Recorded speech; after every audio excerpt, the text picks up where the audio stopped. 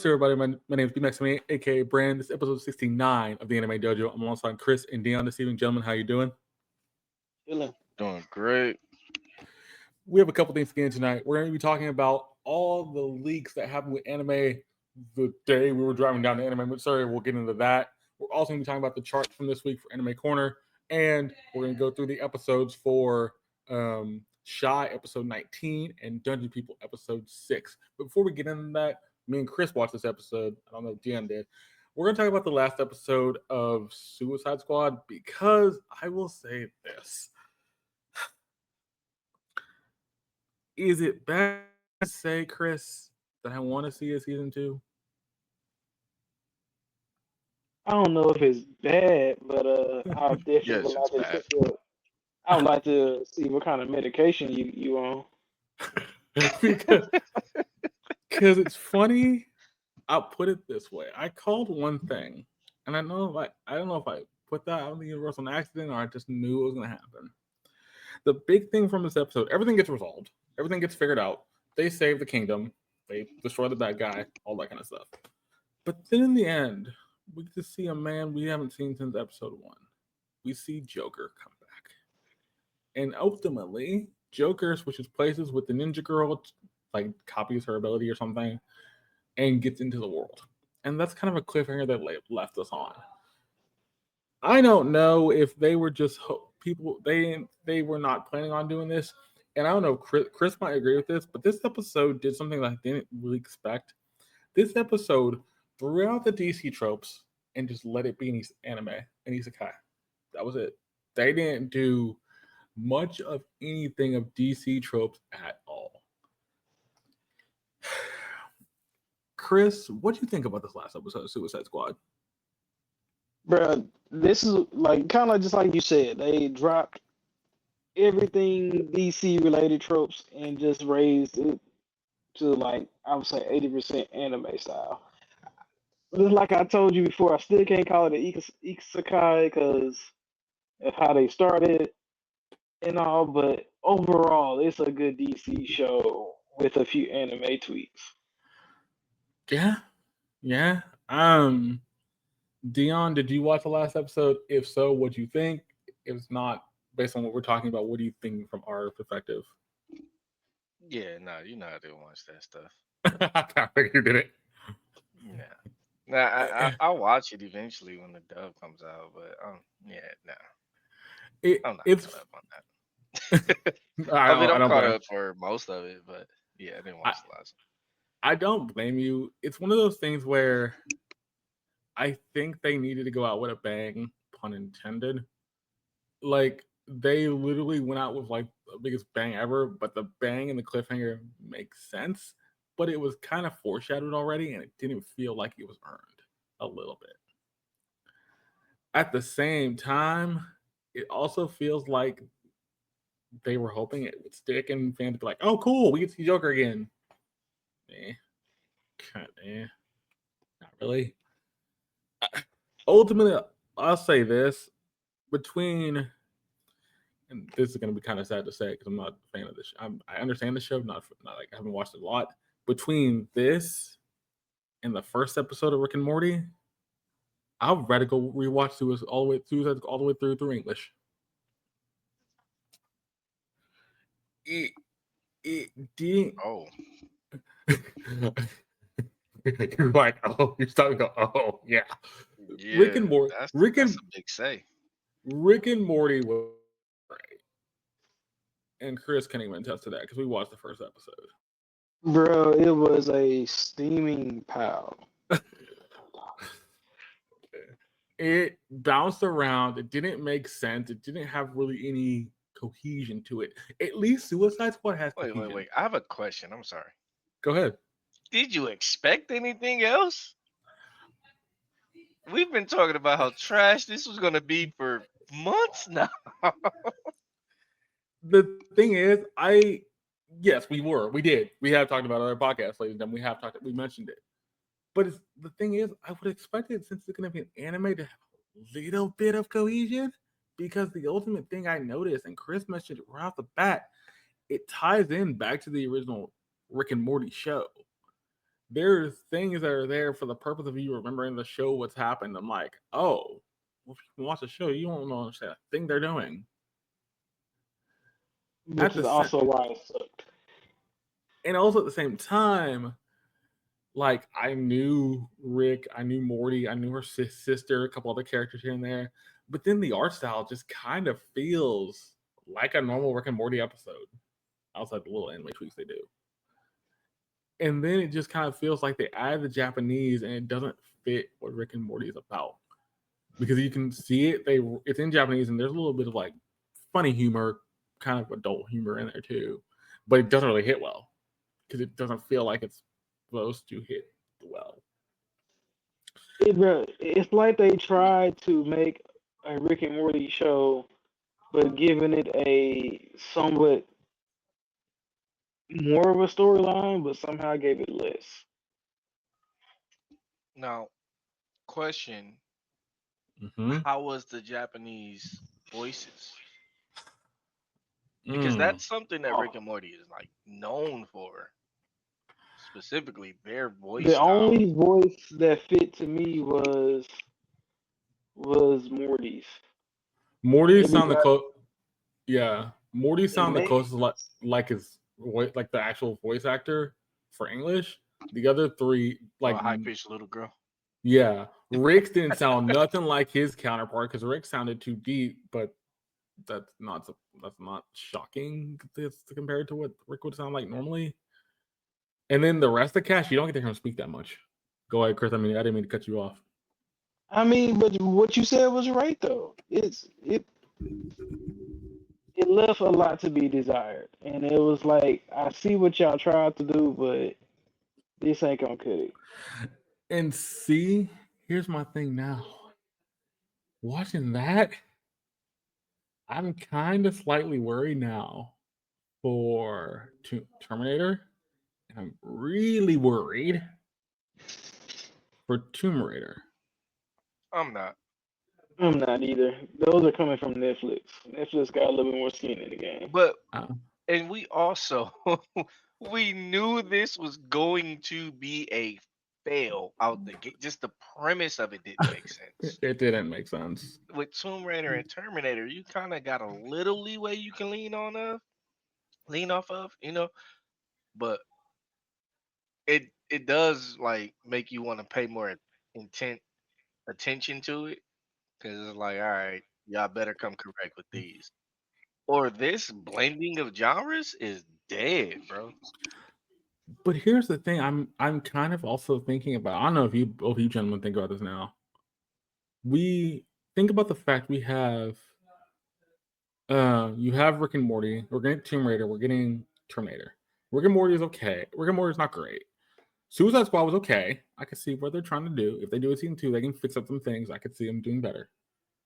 But then you have shows like Arcane, which is about what's the game? League of Legends, which is actually really good. Which is really good. But then we've done things like we're about to get the Ninja Turtles / Naruto thing, which I could see being decently good. So we've done the One Piece live action. We've done other things that have actually done well. Did you just compare One Okay, Piece live action okay. something good? Let me explain. Let me explain. Please. What I'm getting at is at least we knew with One Piece live action, the character designs, the set design, that stuff was good. Yeah, it don't fit all One Piece fans at all. Like, if you're a hardcore One Piece fan, like Deon is, yeah, most people probably not gonna watch it.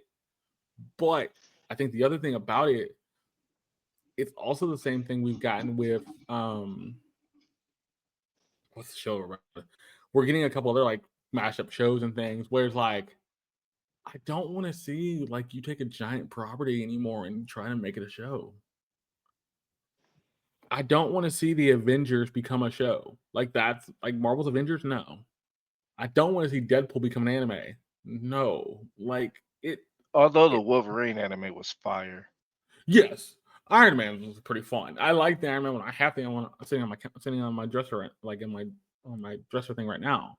Like I get what you could do, but it's just like stop trying to take these big IP and trying to make these shows out of them. You're getting to the point now you're just doing it for the cash grab. Well, my And it's thing with it is, if you're gonna do it, change it. Don't make it like with Suicide Squad. It's just a DC show. Like it's not even an anime. It's basically still a Western cartoon. Like, but in uh, that case, would you agree they should have changed Rick and Morty then? Because Rick and Morty is basically just a show as is in anime style. How do you change that up though? you change the storyline. Let's make this very clear from my perspective. An anime, right? Makes an anime is driven. You can argue art style, you can argue character development, character build, but it's driven by the story. Mhm. There's an arc, there's a end goal that you're getting to. It's driven by the story. The Suicide Squad had a story, but it wasn't cohesive. It's like all over the place. There's too many bits and pieces of things that's just random. It doesn't make sense. Rick and Morty isn't even a show that's based off of a story. There is a storyline, but it's so thin that it almost doesn't even matter. Okay. So if you give me something like Terminator, who has a clear, concise, cut and dry story, I can see that being an anime. Other than that, you're trying to make something up. So yes, change it. Make something up that actually makes sense. But let me argue this then. I'm gonna argue this, and I'm sorry to argue this because I know you've seen the show, and I do apologize, Deon. Don't apologize. Tell them how it Yeah, is. please. I love So, it. so you've seen Oshinoko. Uh, I will argue this.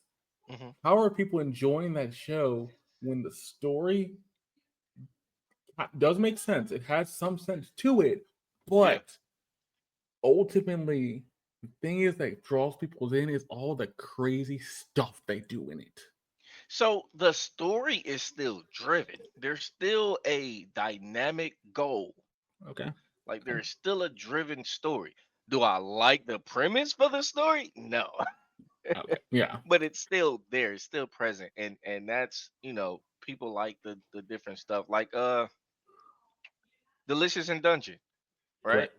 That storyline is almost thin, but it's so meaty. See what I did there? So Yeah. meaty and juicy that you can throw yourself at it and enjoy it. That's how Oshinoko is. Like it's random, so you can still enjoy the randomness of it, but it's still all based off the same premise. I'll also go one step further. You brought in Devil's in Dungeon. I'm gonna bring one that most people I know both of y'all didn't enjoy really much. Y'all seen a couple episodes of this. Fears Beyond Journey's End.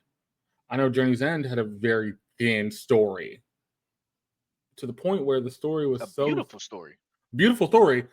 And I know you said it was kind of slow because not a lot of action, but the story is there. But The it's not story's some there, the art style's there, the characters are there. I just fell asleep a lot.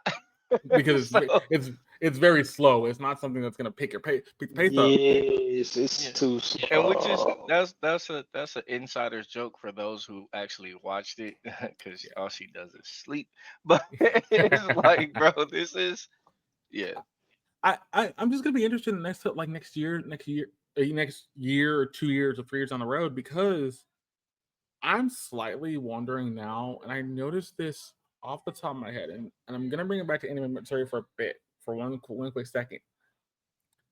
What was like one cosplay we saw a lot of that I did not expect, and both of you called it out very quickly, and it's something that doesn't even deal with anime. Here's the answer: Genshin. Genshin Impact was the most seen cosplay we saw at Anime Matsuri this year. I think I've ever Yeah. seen in my life, which is Genshin. odd Oh my god. I sent the video. I don't know if I sent it to you guys of all the Genshin meetup that took up that entire room. Yeah. I'm sorry. I didn't mean to cut you off, but go No, ahead. no, you're good. You're good. It's just it's hard pressed to me because ultimately we're going to see this down the road. I don't think in the next year to 3 years that anime is going to be as popular as what Attack on Titan was in almost 2015. In the sense that where people were cosplaying the characters from that show like crazy. In the sense that people were doing the full-on kits with making the sword stuff. I don't know what anime is going to do that now. I think the other one of the characters I saw a lot of was a couple characters from The Boys, a couple My Hero characters, not a lot. My Hero was still kind of big, but it's in its final season. It's interesting.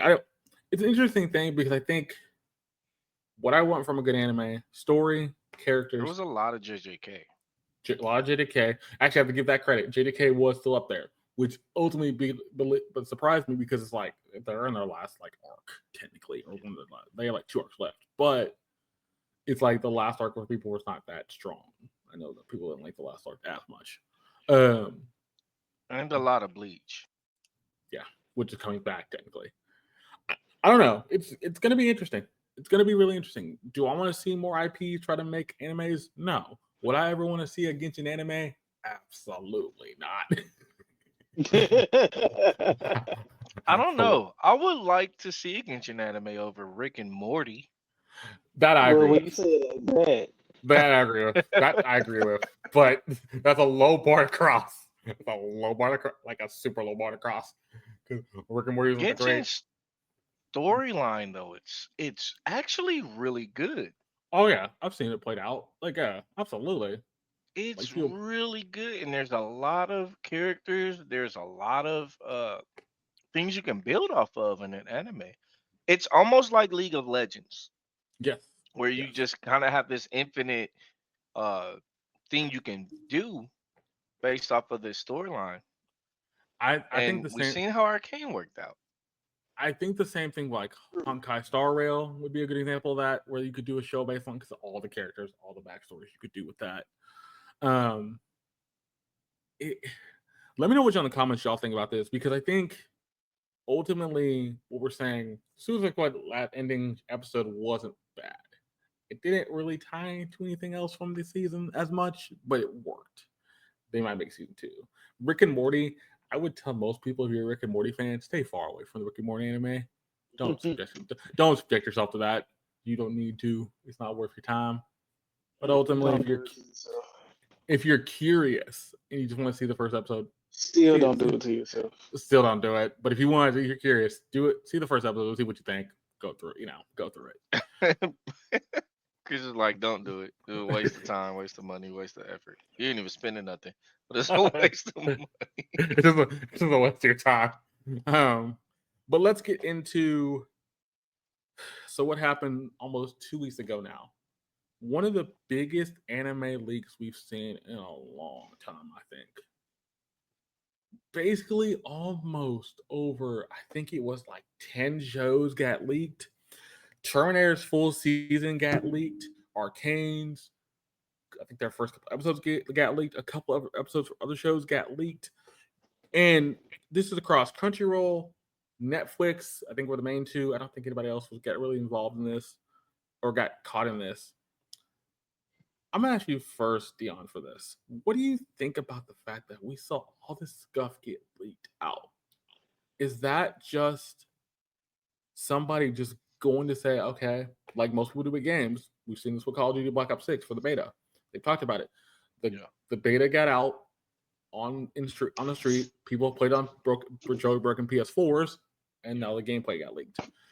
What do you think about the situation with the anime stuff? Well, I I really want to say it doesn't matter, but I know some people are gonna throw books at me. But but if you think about the reality of how anime works out, right? There could be a show that people haven't seen in years and are just seeing for the first time, even though it's been released for years.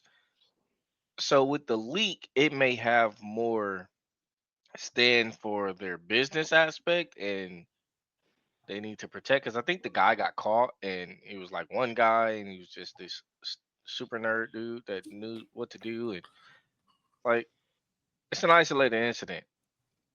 There's not like a team of anonymous hackers out there attacking Netflix. Like, it's an isolated incident. So when I say it doesn't matter, I mean like people probably still haven't seen it. They caught the leak, they caught the person who leaked it, and they haven't seen any drops in profit from it. They're not going to see any uh drop in viewers. People are still Mm. gonna tune in and see everything. So it's yeah. I thought it was a bigger Um, deal than it was when it first happened, but now that it's been a little time, I'm like, it died down too quick. Chris, do you have the same tact as what Deon's saying, or do you have a different point on that? no, I mean, what he said was absolutely the truth. There's no arguing with that one. I mean, I mean, okay, the leak happens, and it's not like they had it in theaters, and then it took profit away from the theaters, so it was literally just putting it out to the public. But since they're Netflix shows and they're kind of made to be binge watched, who? I don't know who sat there among the millions of Netflix people who said, "I'm going to sit and watch this on my laptop instead of waiting and just watching it on TV." Mm. Mm. So yeah, Okay. It is kind of interesting because I think so. Talking News put this out, I think the day after or a couple days after the leak happened. This was a statement from Netflix. So Netflix has made an official statement regarding the recent online leak. So this happened on August 9th. One of our post production partners has been comprised and footage from several of our titles have been unfortunately leaked online. Our team is egregiously taking action to have it taken down.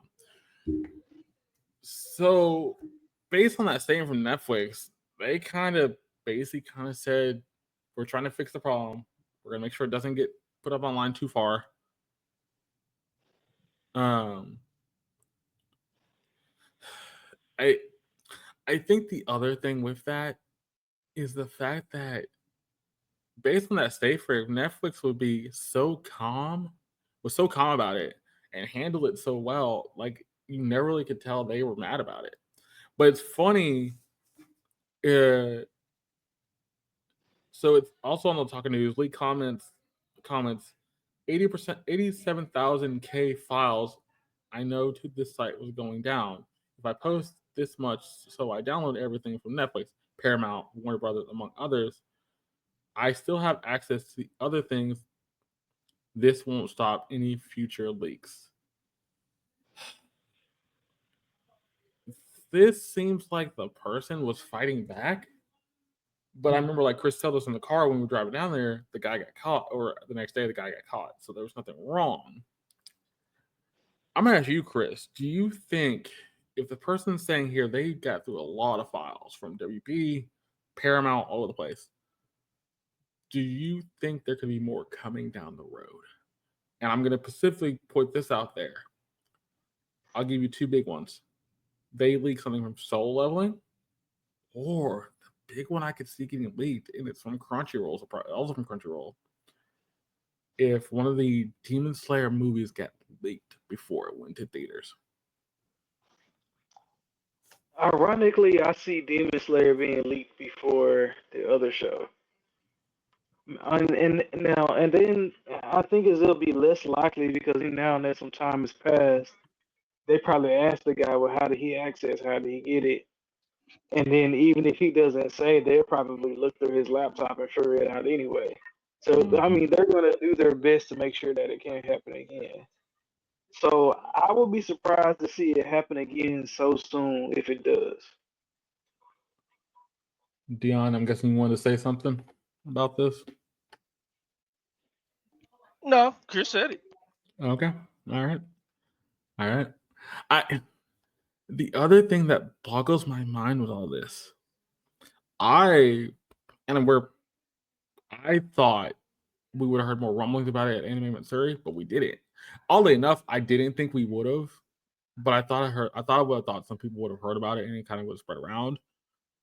Actually, if you're an anime fan like just on the ground right now, most people didn't know this happened. It kind of just flew over most people's heads, which is actually probably the best thing that could happen to Netflix and Crunchyroll. Because they didn't want people to go try to find it. Most people for games, I know for this for games is the except like probably the opposite of the spectrum. When something leaks online, people generally go try to find it. Images, gameplay, which is usually gameplay, looks like so blurry. It's blurry footage from like potato. It does look great, but Yeah. people try to find it to see what they can see. But in this case, nobody really cared because they don't know where this would be. So it's like, Well, go ahead. if you look at it like this, right? If it's not planned for a big release, who cares? It's gonna Correct. get pirated eventually anyway. Correct. Like Yep. if it's not Absolutely. big, like you said, if it's like the Demon Slayer movie or something like that, cool. Then you're not only taking profit away from like movie theaters and stuff, but you're taking this big budgeted release that's expected to do good and create this big number day. But other than that, who cares? Ding, I, ding, ding. I'm post personally. I'm just playing devil's advocate here because that's the other side of the story, and yet I agree with both of y'all. I don't disagree with anything y'all have said so far. I'm just playing devil's advocate because ultimately that'd be the devil's advocate argument. What about this, this, and this? Ultimately, I'm like you. Doesn't really matter, but at the same time, that's also people thinking in the back of people's minds as well. And see, Yeah. here's the But other even crazy as thing. devil advocate, sorry, Peter, I didn't mean to cut you off. No, go ahead, go ahead. Even No that, word. even as devil's advocate, I feel like these Netflix and Crunchyroll and that they have to say something Correct. to ease the people. I don't even think they care because it's not as big like a big explosion that you would think it is. I think Based, they're just easing people's minds to that the big stuff doesn't get leaked, so they don't get shows taken off their platform. based on that statement, the guy who runs Otaku News, based on the statement Netflix gave, they were kind of like, "Oh, we're gonna fix the problem. Don't worry about it. We've already kind of figured that. We're gonna make sure everything's fine. Don't worry about things." So they, like you say, they're not even worried. They were not even worried. They were just kind of like, "Okay, fine. We figured out why it happened. We're gonna stop it. Make sure everything, It it's interesting to me because I think the other problem with this, half the shows on that list, outside of Arcane, I think the Arcane one's the most interesting because it's also on the list of like ones that were getting released. And Terminator, the other three weren't. I think Dongadon, I think it's what's called it. Donadon was the other one that people were kind of interested in. Yeah. It was like those three are big enough. The other two were kind of small things. One was getting a season 3, the other was just starting. It kind of feels like here's the other thing. If you go try to find this stuff, it's probably so rough, not really well edited, and it's gonna be it's not gonna really be in sync with like audio or like subtitles or voice. So it's like not really worth watching. That's the reason I I think people would were say that but it got leaked from their finishing site, studio. right? Okay, that's what I thought. So the production studio. So yeah, so it was probably already finished and just sitting there waiting to be, which is fair.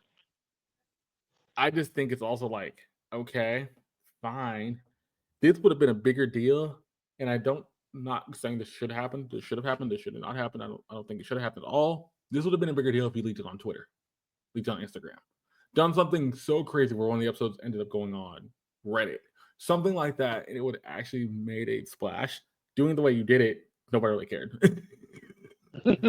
and nobody really found it That is out. Nobody that is found it bummer. at all. It's just, but I think we were seeing the cart Yeah, for like like if you the person who leaked it has to tell people that you leaked it, it probably isn't a good leak. correct.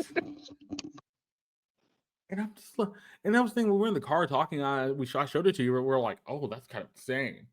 But like you said when we first started the topic, as we're sitting here right now, it's blown over like a fart in a church. Like nobody cares. and that's kind of sad. That's a good thing because that ultimately means nothing really happened. But also, like you say, the leaker didn't do a really good job leaking it out in the first place. So, yeah. Um, I will say on that note, the other thing I thought was funny. I think I saw this from a couple. I went back through and looked at a couple other things. It seemed like too after the leak happened. I think I saw Arcane put up a new visual art for their thing, which was already probably pre-planned visual concept or concept art for the show. I think Terminator put out another visual concept art thing. The other three shows have put out stuff too. So ending up, it just made people more hyped for the shows because the companies were like, okay, fine, we'll just put out more visual concept art, trailers, whatever, and make them more insanely popular, and people can wait. It was just kind of like, not even worried. Just kind of just do what we're doing.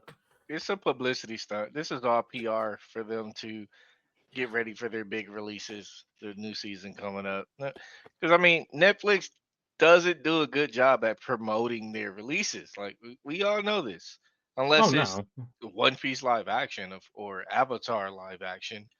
Other than that, like when was the last time you seen a big release for an I mean they're anime? also not that long. Yeah. I mean they're gonna probably and they're gonna probably release. They're gonna probably hype up uh Terminator because it's their own.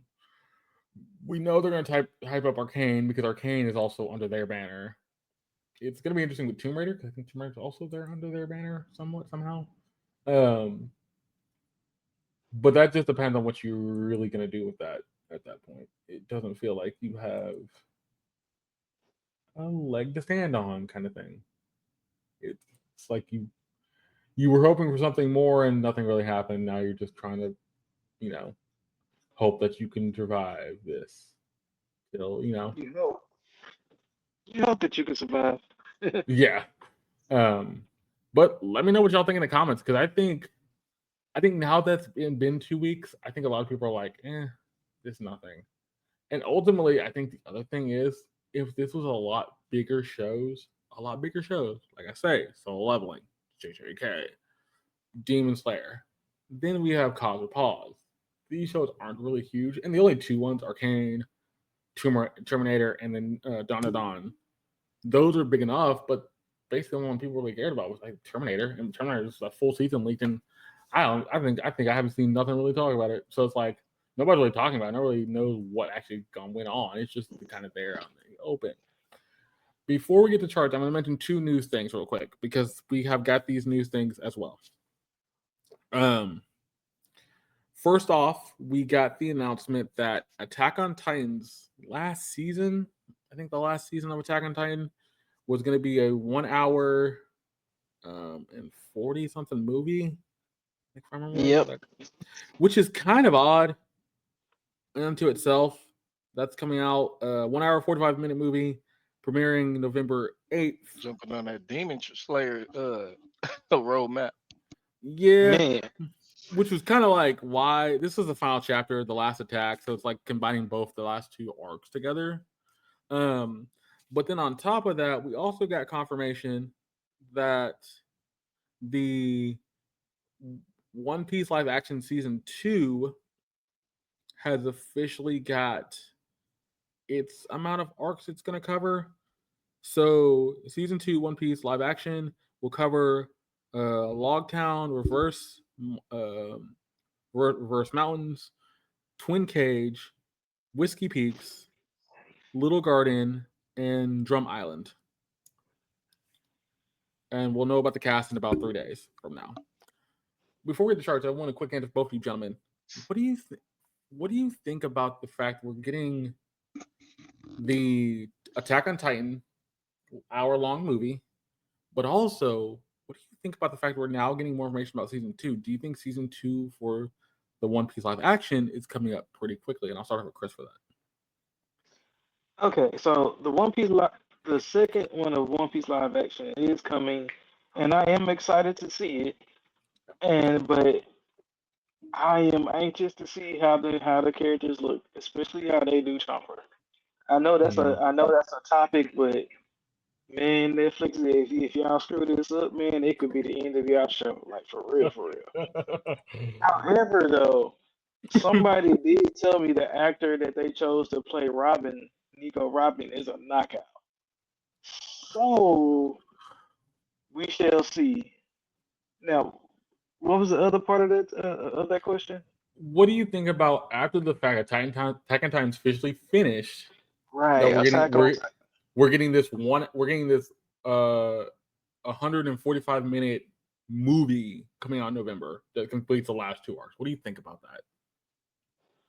Now, honestly, I wonder why they're doing it because now this also looks like a cash grab.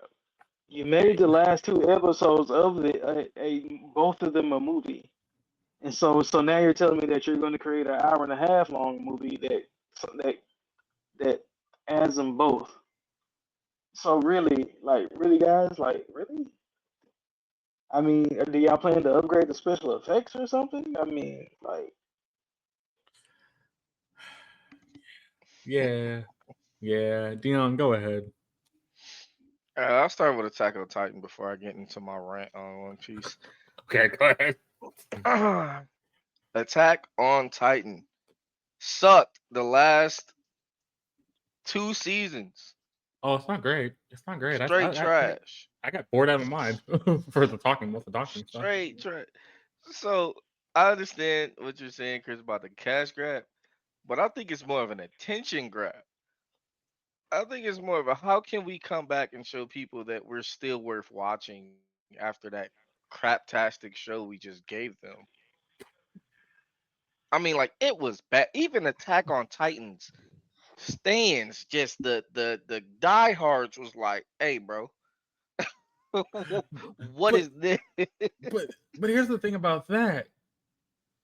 I would have ultimately, if that's the case, I would have swept that on the rug and got ready for JKK. Because you have the Colin game coming out in like less than 6 Nah, months. you can't do that. Not being compared to the big three, not being compared as the grandchildren of anime, not being compared as some of the top dogs out there, and you got to try to maintain your spot. What? Nah, you can't just sweep that horrible season. Hunter x Hunter ain't even do that. They're coming back.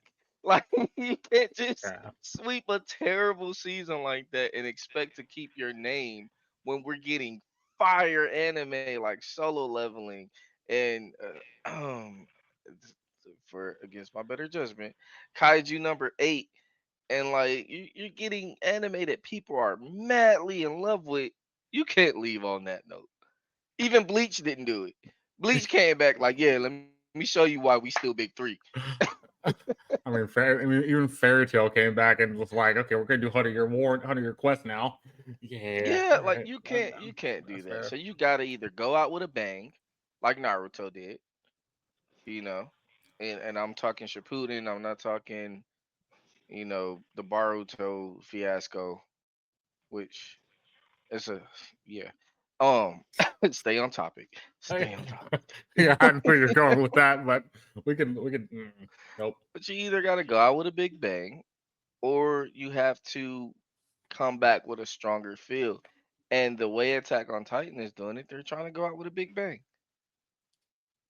because like you two bet not movies come back wasn't with enough short of a season. Big Bang. You said what? Two season end movies wasn't enough for a Big Bang. Nah, because it was Bruh, trash. I think just what because they they was trash, they still made it big. It yeah, was a big hot steaming. Yeah. I think what Right. I think, and we've talked about this before, gentlemen. I think what they're doing, they're seeing what Infotable's doing with Demon Slayer in the rear view mirror.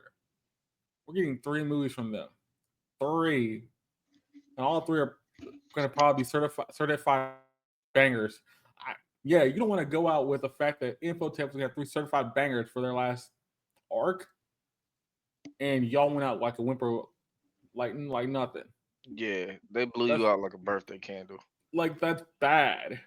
But at the same time, I don't think I'm like Chris. They did do a big bang at the last 2 seasons, and yet Like, you could have ended it there. Like I say, you have JJK in the back on the burner right now, getting ready to do the Colon game. Like, Yeah. you really should not be caring about Attack on Titan, but you are. See, I think they tried to end it there though. We haven't heard anything from Attack on Titan in a while. No, We didn't even this is know anything was in the works for a while. I think they tried to leave it there, and then they were like, you know what, bro? It's a bad feeling. I'm getting tired of being talked about. Let's make something work. so Deon. I need the second part of that question I gave you about Oh One man. Piece live action, and I'll give you 4 minutes. Go. So first of all, this shouldn't be called One Hmm. Piece. This should be called Adventures to the Grand Line or something. This shouldn't be called One Piece. This what is this we're getting, man? First, like the story isn't the same. So yeah, you're saying that you're gonna do these arcs, but why should I care what arcs you're doing if you're not even doing them the right way? I'm gonna stop right there. By the way, they're doing. Seems like that's gonna be 5 arcs with 6. 6 arcs with 8 episodes. That's not even possible. Exactly. How? Because it's Journey to the Grand Line. Oh my god, I made this comparison to somebody, and the way they took it makes me want to make the comparison again. This is a Roblox game version of One Piece. This is Wow. a Whoa, whoa, Wow. whoa. um, ugh, ugh. this Somebody's feelings is hurt. That like that that's a wow. Do I you play know? Roblox. I play I with my know. kids. I I, enjoy it. It's fun, I get that. Here's the but thing. it's a Roblox game versus an actual game versus the anime versus like you're that much further down the tier. Is it enjoyable? To a lot of people, it is. Is it high quality? Is it tell somebody who plays Call of Duty all day, every day to go play Murder Mystery and tell me if they get the same feeling. No, absolutely not. So that's this Roblox version of One Piece, Journey to the Grand Line. I'm gonna stop calling it One Piece. This is Journey to the Grand Line. When you Okay, okay. I'll give you this. I will give you this. It Mhm. basically this live action is for people who don't want to go through the whole 1,000 something episodes of One Then Piece. skip the But episodes. here's the other thing: they're also still making the other version of One Piece where it's gonna be without the filler, Where and it's it's still gonna gonna be. skip the episodes. Yeah. Um, People have been doing it for years. We yeah, got one popular story about the dude that did it for his girlfriend to catch up or whatever, but people have been doing this for years. my Oda has wrote himself, "Hey, if you want to watch the good parts of One Piece, or not even the good parts, but the main storyline, just watch these. Don't watch this." Like it's not a secret. yeah, it's not. But also the thing is, I can't. The Roblox comparison makes sense. I get it. The Roblox comparison makes sense. Here's the problem with that. Roblox also has some much better looking and cooler stuff than most video games can make ever. Sadly, that's a sad thing to say because that's a sad thing to say, but it actually is kind of partially true. Here's the other thing too. If this you can compare it to anything, I'm comparing this to like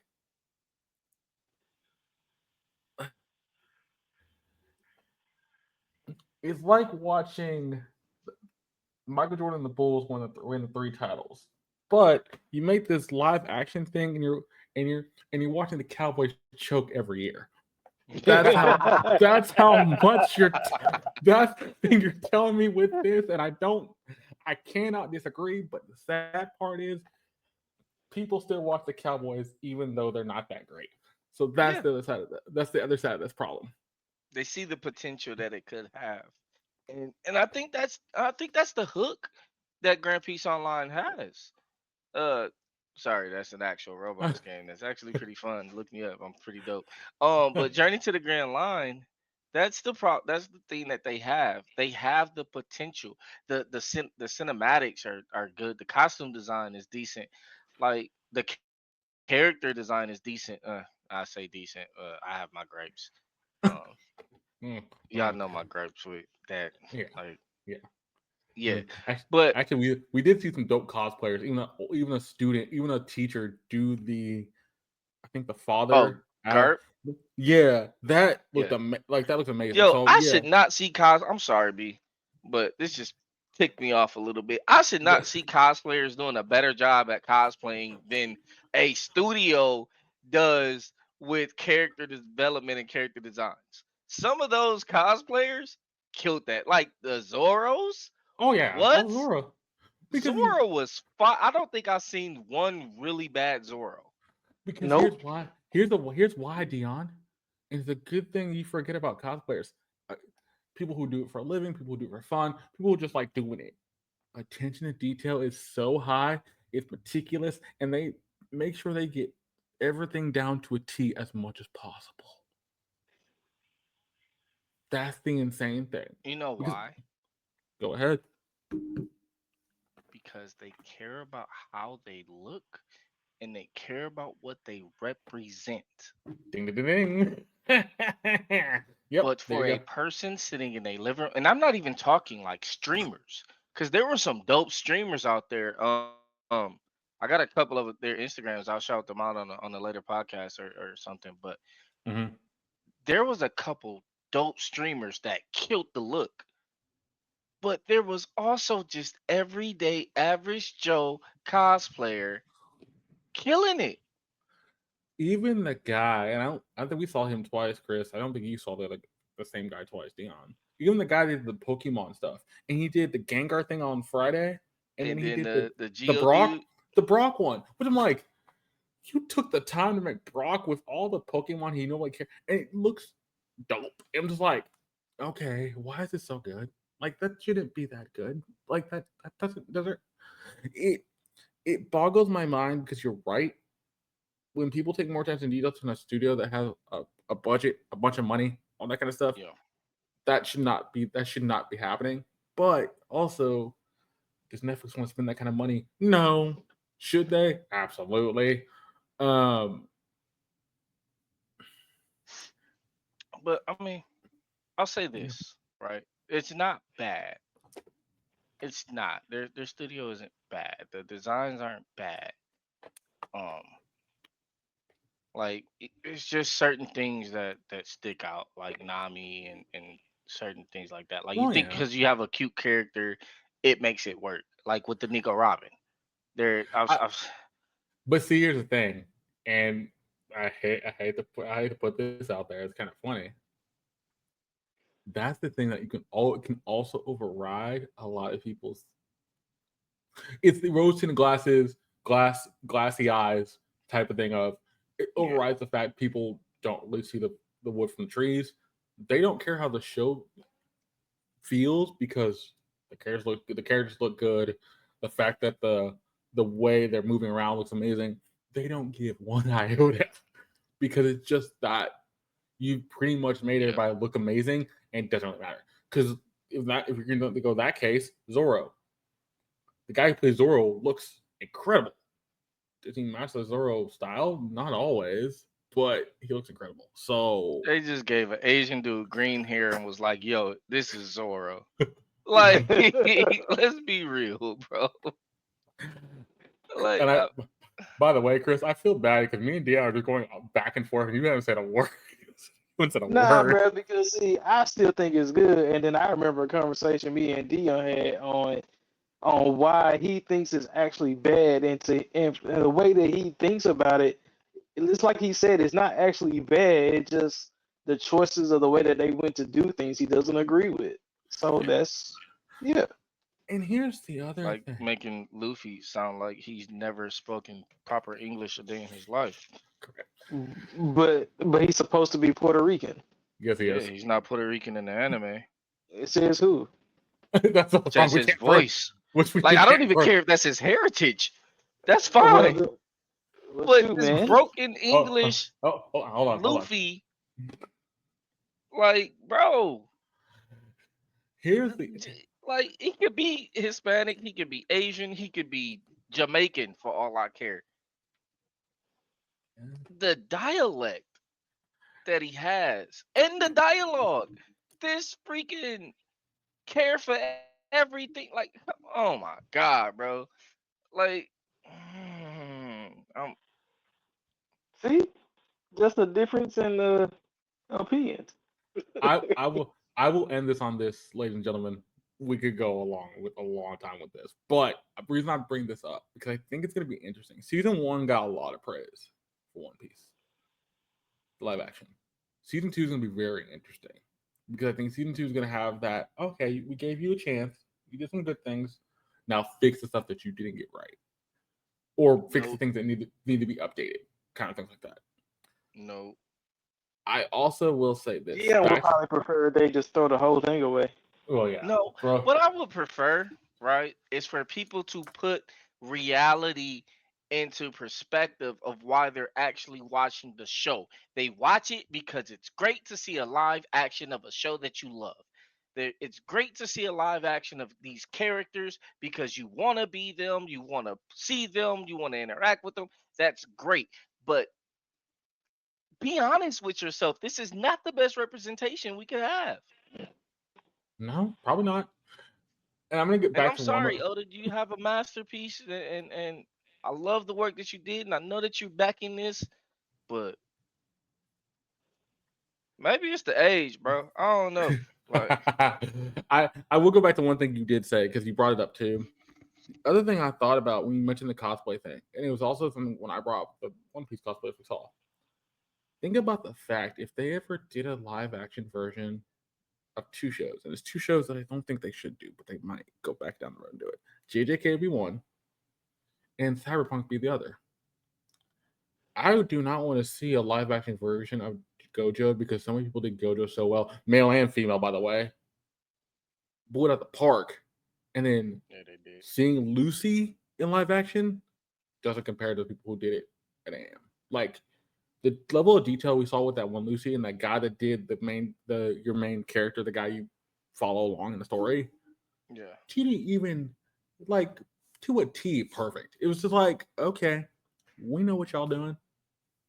Like I think that's the other thing. The expectations of the people who do want to make these shows try to get the meticulous detail, but the details in the costumes, the dialect, the mannerisms of the character. But ultimately, if you just put somebody out there to look pretty, giant air quotes there, giant air quotes, doesn't it's always not going to always work. But let me flip gears and I'll go you one better. We'll get in these charts because think about this. Our top two shows for this week flipped. And I don't think for any real good reason. They just flipped because they think they flipped. So the first on number one on the charts for week seven of the Anime Corner top 10 charts, August 9th through August 16th.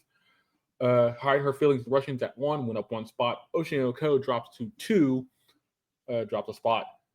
Fairy Tale 100-Year Quest is at 3, went up 4 spots. Days of My Stepsister went up 1 spot. Suicide Squad, Isekai went up 3 spots. 2 Million Loser Heroines dropped 3 spots to 6. The Elusive Samurai dropped a spot to 7.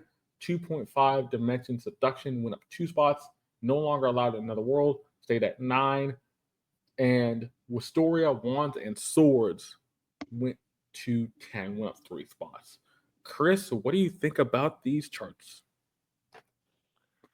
Surprising to see Hauser Feelings and Russian in one. Like I need to catch back up with that because I Same. want to see. I want to see if it's still wholesome or did it or does it continue to be on the edge. Skipping number two, fairy tale. I understand why that's there. Let's see. Days of My Stepsisters. I also heard was surprisingly wholesome. For Suicide Squad to be up here, I think somebody paid them to be at number 5. Uh, Oh, yeah, go and ahead. honestly, I feel like with story one and story need to be switched with Suicide Squad. Mm. Wow. Okay. Deon, what do you think about these charts? All right. So number one, I'm glad it's there because that means number two isn't. But number one's been there before. How's your feeling in Russia? That, that's a pretty unique spot for them when Oshinoko's not there. Fairy Tale, glad it's getting some respect. Haven't seen Days of My Stepsister, so I have no idea anything about it. Sorry, it's just not my genre. I'll watch it if it was in dub. Suicide Squad, hate it. Like you said, Chris, I don't even think somebody got paid for it. I think people watched it just so they can say, "Thank God it's over." Um, Wow. Wow. Yeah, I mean, uh, fair. I haven't seen the number 6 spot. Number 7, it's losing me. It gets really good and then it loses me. So Okay, I'll explain that one because I caught up with it. yeah, like I like it, but it's also like there's a couple more that I really really like the Ocean Hero. What is it called? Oh, Ocean Hero Trains to Be yeah, I know what you're talking about. I can't think of the title, but yeah. Ocean Avenger, whatever it's called. Or dude's like he think he's Awesome super newbie weak. adventure. Honestly, Yeah, New the Adventure. newbie adventure. That's right. Yeah, I think that one. I think I like that one more than I like the Elusive Samurai. So to see that one getting so much respect, but the other one not, it's like, yeah, okay. Although I am glad it's up there because it is a really good anime. 2.5 Dimensional Seduction. I haven't caught up with that one. Uh, no Longer Allowed in Another World is another one that loses me. It's decent, but I don't know if it's top 10 worthy when there's so many more out there that could be. Like, was it Final Frame or something? What is it called? Failure Frame. Failure Frame. Yeah, Favorite Frame. frame. Yeah. like that's fire. So okay, so let me go through 11 through 20. Before I do that, though, Get Up Dungeon People episode 6. We'll get into that in a minute. So 11 through 20, we got Tower of God 11, The Cafe Terrace at 12, My Dear at 13, Pseudo Harem at 14, Spice and Wolf at 15, The Magical Girls at 16, Near Automata at 17, One Piece at 18, Why Does Nobody Remember Me, which I think is really good. That should be higher at 19, How I Become Ordinary at 20. Two for context. Let me just go because I Parries at 24. The strongest demon in the strongest magician in Demon's army is at 25. VTuber Legend at 27. My wife has no emotions at 30. Code Geass at 34. Shy at 36. Bye Bye Earth at 37. Plus size elves at 39. Where is it? Ooh, man. What did you say, get up? You said I parry, right? Dungeon People. That's right. That's Yeah. I'm trying to find Failure Frame. I do not see it on this list. I do Ooh. not see it on this list. That's kind of weird. Yep, I do not see it. That's kind of odd. Okay. It might have took a week off. Could be why that's not showing at the time. But ultimately, based on the points I'm going to make, two things. One, I agree with you on this. 2.5 should be higher. I think Elusive Samurai is good. Should stay in the top 10. It's kind of getting there, but the story's kind of different. Wand and Wistoria should be higher. Ultimately, that's one that should just be a lot higher, no matter what it is. Um, or Wands and Swords of Wistoria. What was the other one I looked at? I'm liking. Oh, easy one. I think if you're gonna say that, I think also like I Parry should be higher because I Parry is fun. It it's crazy to me because there's ones that are on top. Think about this: 3 of the top 5 are all drama. So Russian, Oshinoko, and Days with My Sister. comparatively to anything else. The only one that splits that is Fairy Tail and Suicide Squad. And I would actually be okay if you split Suicide Squad and Astoria. I would be okay with that. Or Suicide Squad and even Lose a Samurai. Chris, go through the other chart for us and see what the differences are. All right, brother. For this other chart, so unfortunately, number one is Oshinoko. Number two is Too Many Losing Heroines. Three is How Is Her Feeling in Russians. Four, Spice and Wolf. Ooh. Five, Tower of God. Six, the Montagatti series. Seven, Pseudo Harem. Eight, Wistoria. Nine, Elusive Samurai. 10, Days of My Stepsister. You want me to keep going? Top 15? Top 15. Do 15. So 11 is my dear friend Nokatan. 12, Near Automata. 13, How to Become Ordinary. 14, No Longer Allowed in Another World. And 15, VTuber Legend.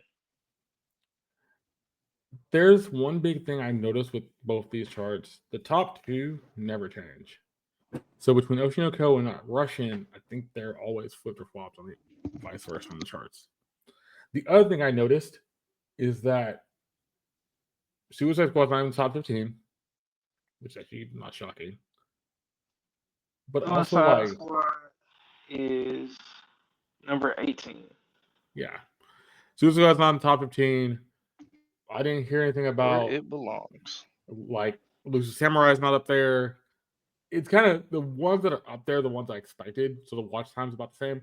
I'm kind of surprised Spice and Wolf's so high, but that's only one. Yeah, we got to finish Spice and Wolf. Yeah, we do. That's one that's worth finish because that tells me it's actually kind of good. The second half of that's kind of good.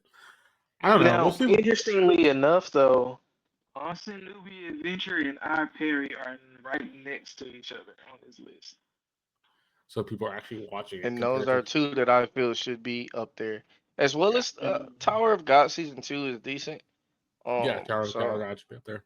it's weird that you get these shows on this list that are like top 5 even that are nowhere near the other list is top 10. Because it's funny, because it's voted on. This one's voted on. The other one is watch time, right? Who's actually watching it, right? Mm-hmm. But I will say what is interesting though. Mm-hmm. Guess what they have in the 30 spot? Go ahead. One Piece. Oh wow. Well, yeah, I can see why. Yeah, Mm-hmm. I never expect One Piece to do well on these charts though. No, it's only doing well with the Anime Corner one because it's just the name value. They really only. I think they only do well when they like are at like the pivotal point of their arc or something. Yeah, That's the only time you really see them on the list. like it's such a long story that you might have 5 episodes of nothing. Yeah. And then you get the Kid versus Shanks fight. Yep. Yeah. Let us know what y'all think about the charts. I will say this: this is week 7, so we're past the halfway point now. Like there's 5 weeks left. I don't know what that 5 weeks is gonna bring us because Suicide Squad's officially out because they're done. We know a couple things are still kicking around. It's gonna be weird. I do think it's still gonna be the top 2 of Russian and Oshinoko. Those are your top 2 for the rest of the season across the board. I don't really think that's changing unless something just amazing happens. If something amazing happens, cool. If nothing doesn't, fine. Other than that, this is gonna be a weird rest of the charts because Summer's gotten kind of. Fairy Tail's gonna take the number 1 spot. I can see that. I can absolutely see that. I can absolutely see that. If Fairy Tail, well, I've seen the first season or the first before they did the spinoff. That stuff, like it's good, so I can see it doing it. But it's also the problem is a lot of dramas do well because they're easy to watch. Surprisingly, it seems like dramas are easy to watch. You turn your brain off and just go with it. It doesn't really have any like strong storytelling to it, or the storytelling's strong, but it's not as crazy. I don't know what it is about people watching other people and other people's drama. That just never appealed to me. It don't appeal the most, but it's just there. It's there for a reason. Yeah, Like the it only even reason I happens with watch. people who don't watch anime. Like you What get I'm the mob saying. basketball wives fans and all of that hip hop drama and desperate housewives and all of that crap. Well, yeah, yeah. But let's get into a show that has a lot of story going for it. We're at episode 6 of Dungeon People right now, and I know Deon missed last week. Last week, Deon, they've kind of built in the story about why she's in the dungeon and what she's going to be doing, working for them and everything. And we get little pieces of backstory about her, where she gets her dagger from, her dad, all that kind of stuff. I hope they continue building this through this episode, kind of what she's going to be doing, but also at the same time, they've done a really good job keeping the dungeon life really interesting, in the sense like why how they live in the dungeon, what they do in the dungeon, all that kind of stuff. So this episode is called exploration and cooking. I'm gonna assume there's gonna be more cooking stuff and just kind of exploring the dungeon. But in a second, I will say 3, 2, 1, and then we'll get going. Gentlemen, you ready? Let's go. Yes, All sir. right. In 3, 2, 1, let's go. Episode 6: exploration, and dungeon and cooking.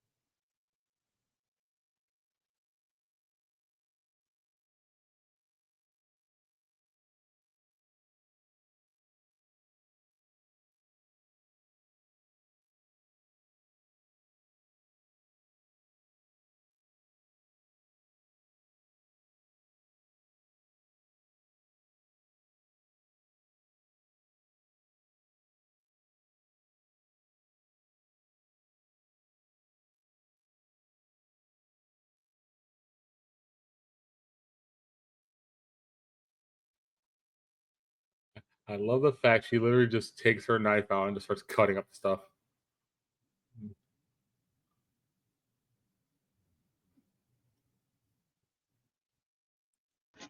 That's gotta be unsanitary.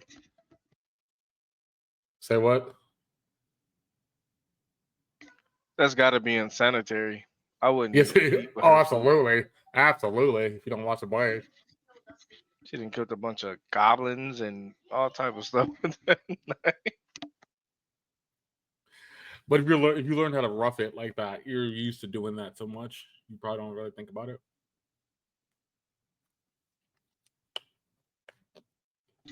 I'm still gonna at least rinse my blade off or something. I'm Oh, not. absolutely. I wouldn't be doing that. No, absolutely not. I'm gonna run some water over it once in a while or something. Wipe it on my shirt, maybe. Yeah.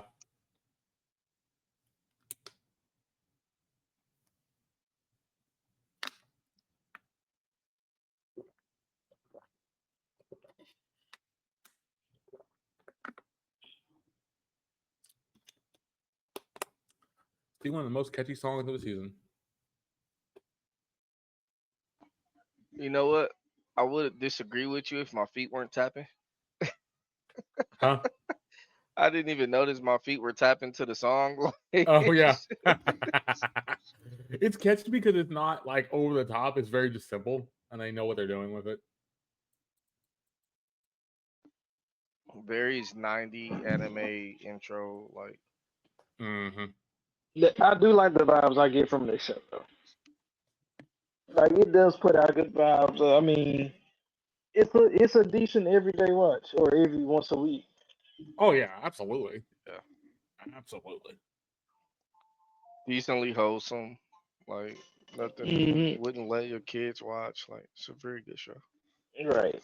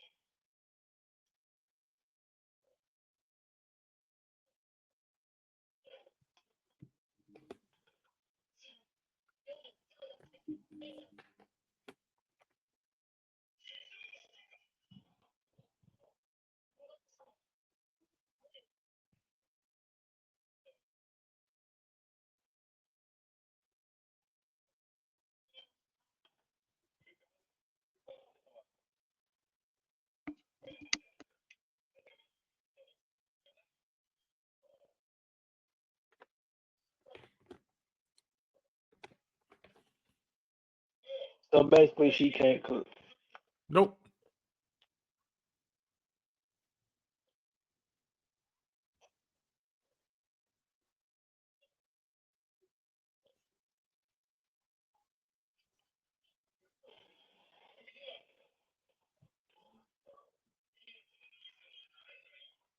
Wait, Wow. when they say water, they mean alcohol? That just seems kind of bad.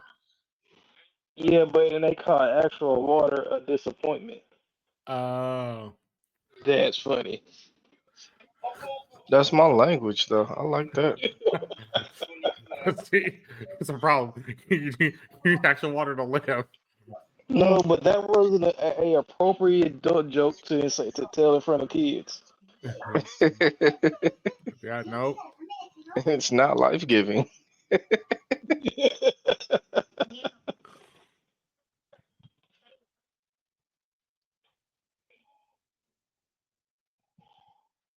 Huh, just a normal stew.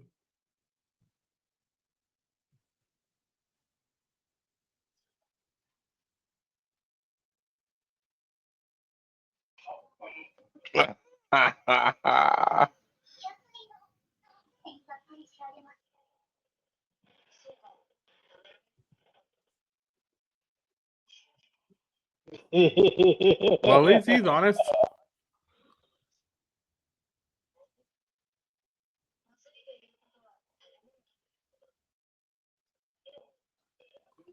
Fair enough. I feel so bad for her. Like for Fair enough. real. Fair enough. Like I love food way too much to have that ideology. But see, as her as an adventurer, she was probably taught by her dad, hey, as long as it was like edible and you can eat it, you're not gonna Yeah, worry about that. I mean, but as somebody who has cooked with bare minimum stuff, you can make anything taste good with just the proper flamage. So Oh yeah. yeah, she just like eat it.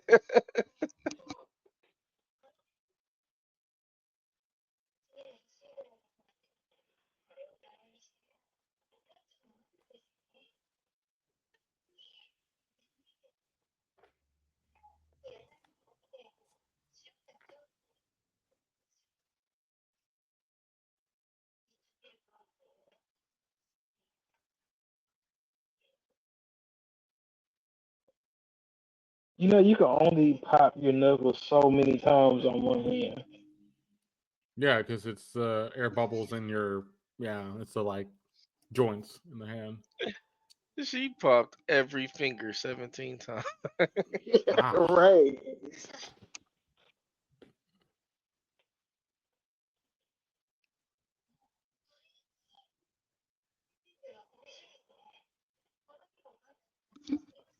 You need to take some tips from Delicious in Dungeon then. For real.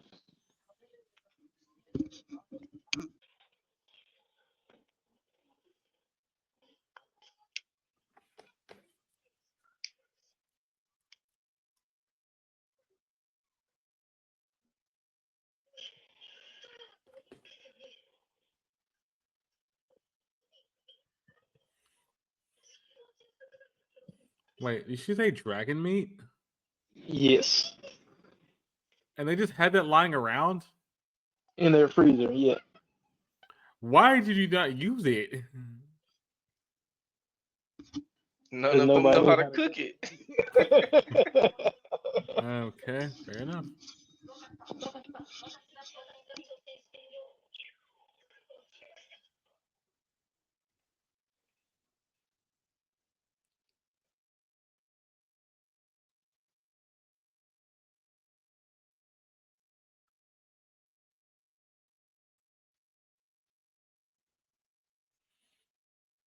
Okay, actually doesn't look that bad.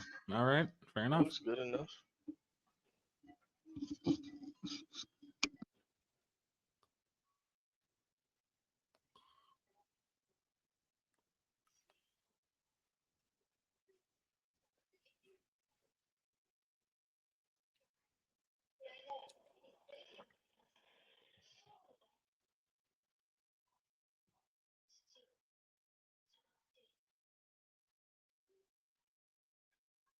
No, he wasn't.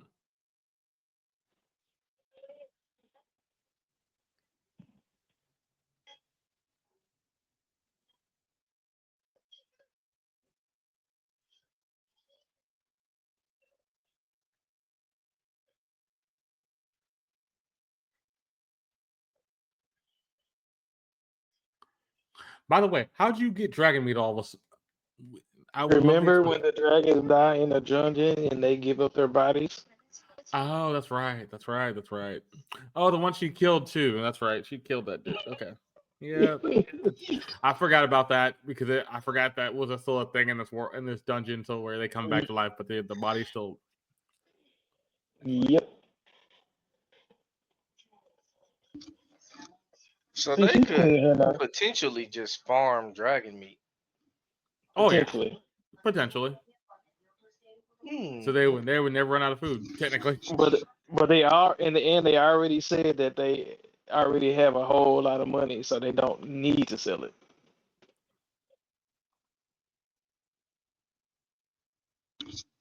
I'm just thinking of trial and error cooking and eating. Yeah, just keep trying. You would ultimately get better at it over time. That's delicious in dungeon for you. Yeah. Exactly. Oh, I like that one sword. That first one I showed, or dagger. Say sword.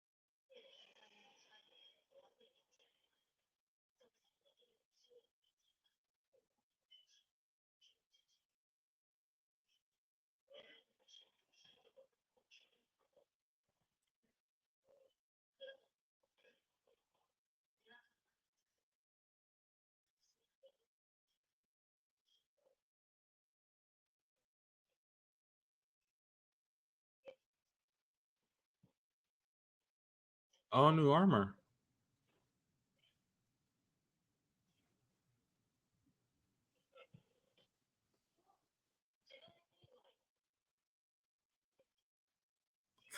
That's shabby junk. Okay, that's kind of.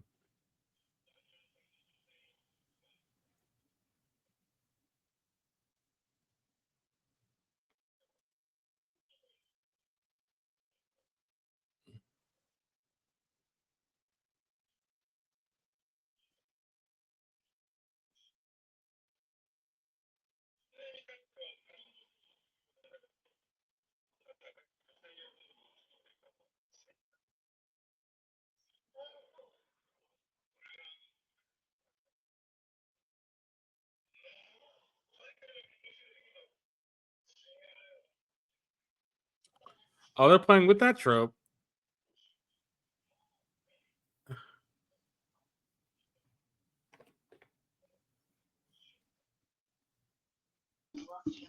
They just gave a good explanation for Yep. Yep. female armor. Yep. Yep. Yep.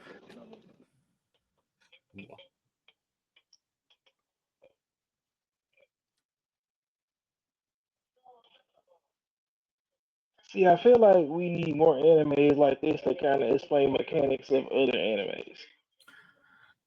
Here's the thing. This one's doing it well enough to where it's not overly too simple, but also can do other things around it. This is, I think, if other shows tried this, you would not have to. Like, I would not want to see this for Isekai. Explaining the whole Isekai thing would be kind of hard to just explain it. Isekai is already explained, so that wouldn't necessarily be a drama of. But what if they explain like one about politics or something? True. Yeah, that'd be fair. Mm. Whoa, how's she?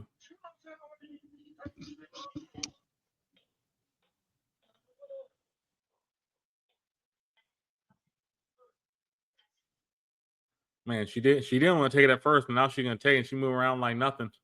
But I like how she looks as a character now. Yes, she does. It's amazing. That part, she's actually starting to look like an adventurer. Even the knives are looking better. Like we didn't know she had all these knives and stuff. So she's actually starting to look like a real adventurer.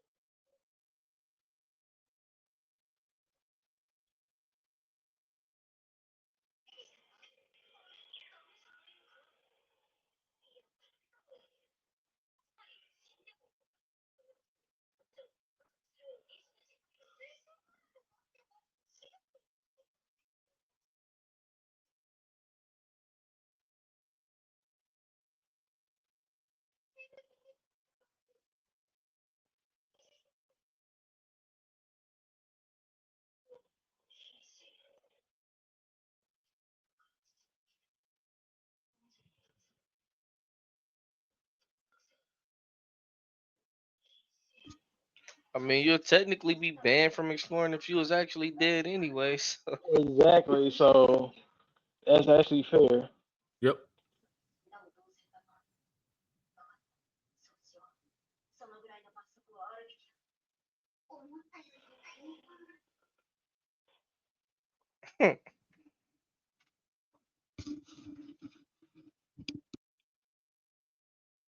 This show almost gives you nothing to hate. Like Oh, absolutely not. Like, there's a lot. There's so much good here. It's like they thought about all the things you would ask about in the when you see dungeon esque uh portrayed in anime. Like, where do these goblins come from? Where did this? How did they get there so fast? And you just have all these questions that just either get looked over or you ask, but you don't never have an answer to. And they just made a show answering all those questions. you know what's gonna be really awkward then? Watching solo leveling. Why? Because What? it's all about exploring dungeons and he's always talking about admin, game. It's like, well, Oh, we kind of. The only thing with that is, I still look at his dungeons as like dimensions because they're gates. So it's like a dimension, a little dive into another world versus a dungeon like this where it's like it's always there, like the Magi dungeons. Like it's hmm just always there no matter what. Here's By once the you way, beat it, it disappears. why does this character look like something out of Killer Instinct? Cinder, by the way.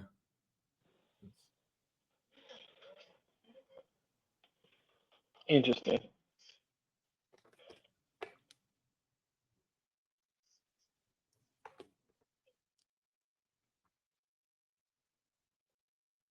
Ooh, trapdoor. Oh, the treasure.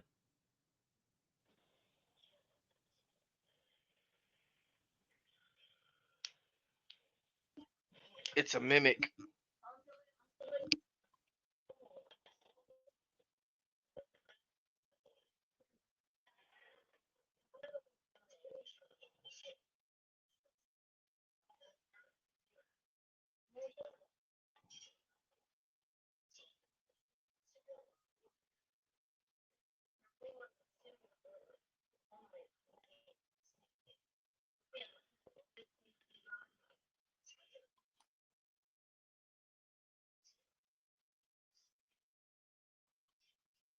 Oh, she lockpicked it.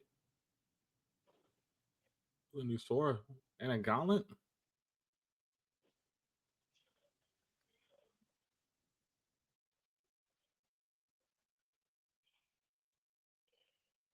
Now,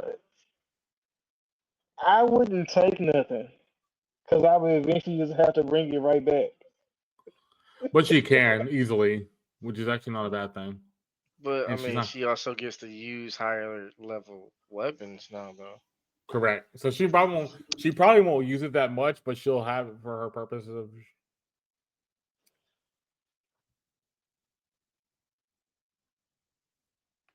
See? Yep, she thought about it. I love that Chris mentioned it. And they explained it right after the back. What the? Ooh. Oh, tree people, and a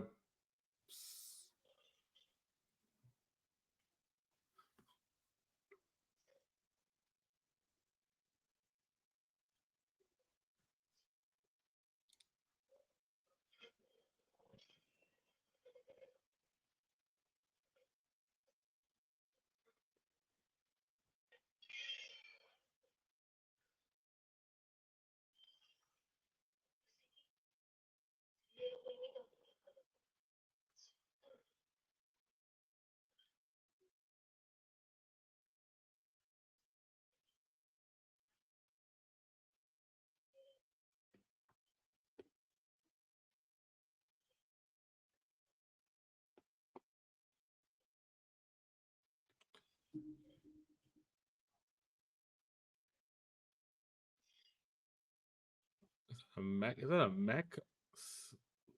Yeah, some kind of golem. It was like the Tekken 8. What's the dude from Tekken that's always the punching bag, the tree looking thing? It looks like that. It's so interesting. It does look like that.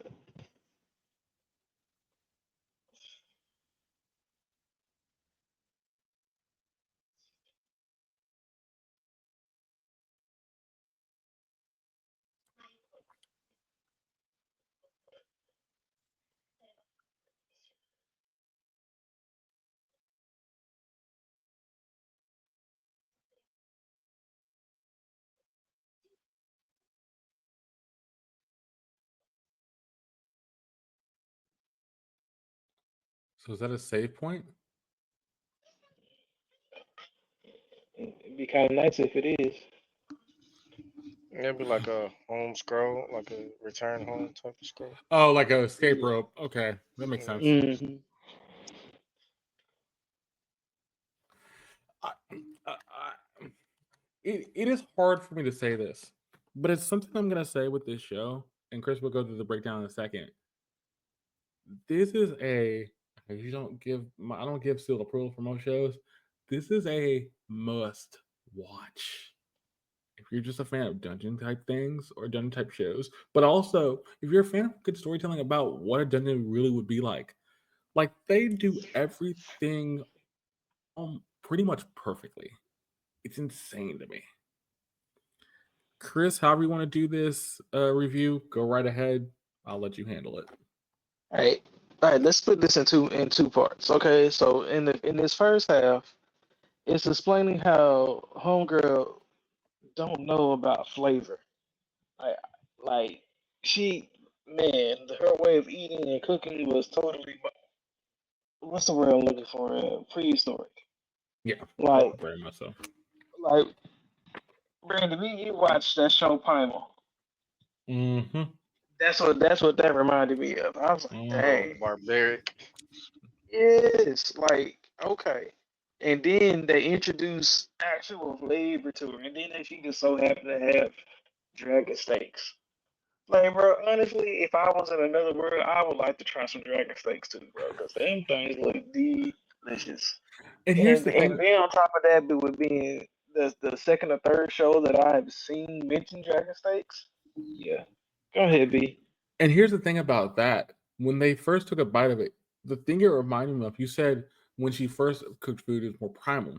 The thing it reminded me when she took it back at that dragon steak was the fact it kind of gave me food wars vibes when people have good food for the first time. And it's just like she was having that same kind of feeling of like, wow, that's what food actually tastes like. And she even says, did my dad make a mistake about that? So she's even questioning the back what she's been eating for the longest time. Continue, by the way. Okay, so in the second part, we get into basically she's been living a good life while in these dungeons. She feels like getting lazy, so she go say like she goes to the admin and say, I need to stretch. I need to go explore the dungeon. I got a day off, so let me explore the dungeon. I'm technically still at work. She's like, cool, goes exploring the dungeon, and man, we didn't realize Homegirl can actually go so hard. Like, she actually is a force to be reckoned with on the ninth floor. So it was so, and then seeing how she stretched and learned and grew, and how she's, I guess you could say, this character development that she's having is really interesting seeing. And so, and then right at the end, we get to the point to where she gets that home feeling that when somebody's waiting for you at home. So yeah, it's nice. Deon, what do you think about this episode? Because I think now, like y'all have both said, this is an episode you can show to kids and it doesn't feel out of place. Like they could understand this very easily. I feel like you said, this is something that you must watch, but I feel like it's gonna be slept on so bad, Which it shouldn't so be. bad. But it's one that I would recommend to people getting into anime for the first time. That's how much I'm liking the explanation and detail, attention to detail that they're doing with this show. When you say this is somebody you should recommend watching anime for the first time, do you mean this should be the first thing they kind of watch to kind of understand what anime is about, or is it one of those things where genre thing where it's like find a if you have a genre in mind that you want to watch, we can watch that, but ultimately we're gonna watch this to give you context what anime actually is. Well, I just feel like the story is simple enough, but it has a little bit of action to get that taste, and it has a little bit of like slice of life stuff, or like the cooking and character development and stuff. It gives just enough anime trope to be an anime that people can watch, and then when they go watch something else like Naruto or uh, Akame ga Kill or Hunter x Hunter or something like that, they'll kind of have this little glimpse into the world already. Like if Mm, you watch this and then you go watch Is It Wrong to Pick Up Girls in a Dungeon? Or you go watch basically any isekai, you're going to feel like you kind of got like a behind the scenes look into anime, and that's why I like this. oh, okay, okay. Because Well said. although these troops are for this anime, they still kind of can make you feel like they apply for everything else. So, And the big one they did was the one that I was surprised they touched on. It's a fact for a woman's armor, it looks more revealing. It looks more feminine. It has that thing of like something to ogle, and they actually went yeah. down that trope. And she was like, no, no, no, no, no, no, no, no, no. What's wrong with my clothes? And she even goes, he's like, nothing. It's just the way my master was. My old master was that way. I was not that way. Now, But imagine watching that, right? And then going to watch something like what's one? Kanosuba, or mm-hmm. Yep. not even Kanosuba, because that's a little bit more risque storyline wise too. But I think what you're getting at But is like Konosuba does it where Aqua and what's her name has the really revealing clothing. Also, yeah, you can go down the road of like Dungeon does that a little bit. You can go down the road of like a couple other things. It just a works. bunch of them. Yeah, it works in Where that way. the women have these revealing armor sets and is not spoken about. Nope. Um, Yeah. It's not something that gets brought up. So you get it from this world, and it's like, oh, okay. They don't really understand that. It's just only thing that's dropping is revealing armor. But now Yeah. I know why. Yep. I will say this too. They also explain something that I think most people be like, huh. They also explain the fact that she told her you can do the exploring, but when you're off the clock. But ultimately, if you do that and something goes wrong, you're done. You're dead. But So, no, let me explain that a little bit deeper because Homegirl wanted to go in without the gym to save her. oh, But she's gonna go through. the admin was like, no, I can't let you go in there without a gym because you're too valuable as an admin, as a person right now. Correct. And then she tells her, look, this is the deal. If your copy dies, you are forbidden from going back in the dungeon. Ooh, Which that's was right. basically a roundabout way of saying if you die as a copy, you can't come back in here anyway. Correct. Which is it's funny to me because she practically begged for that. The admin didn't care. She Nope, can she do didn't. whatever you want to do. Yeah. And she practically begged for that punishment. Like, Hmm. First of all, Chris, thank you for doing that recap for us. I'm gonna ask both of you gentlemen this. I'll start off with Deon for this. Deon, what would you give Dungeon People episode 6 for a rating? I'm gonna give it an 8. Ooh, okay. Okay. Yeah, I'll give it an 8. Um, this episode for me has a lot more. Like, I like the fact that she's officially looking like an adventurer. She actually did do some more adventuring. Um, because it started off feeling like it was gonna be a slice of life episode, and then it wasn't. So I mean, it still was, but it gave you that dungeon aspect too. Mm-hmm. Chris, what would you give Dungeon People episode 6 for a rating? And before Chris answers, get up episode 19 of Shy. We'll get into that in a minute. All right, bro. This was a good episode.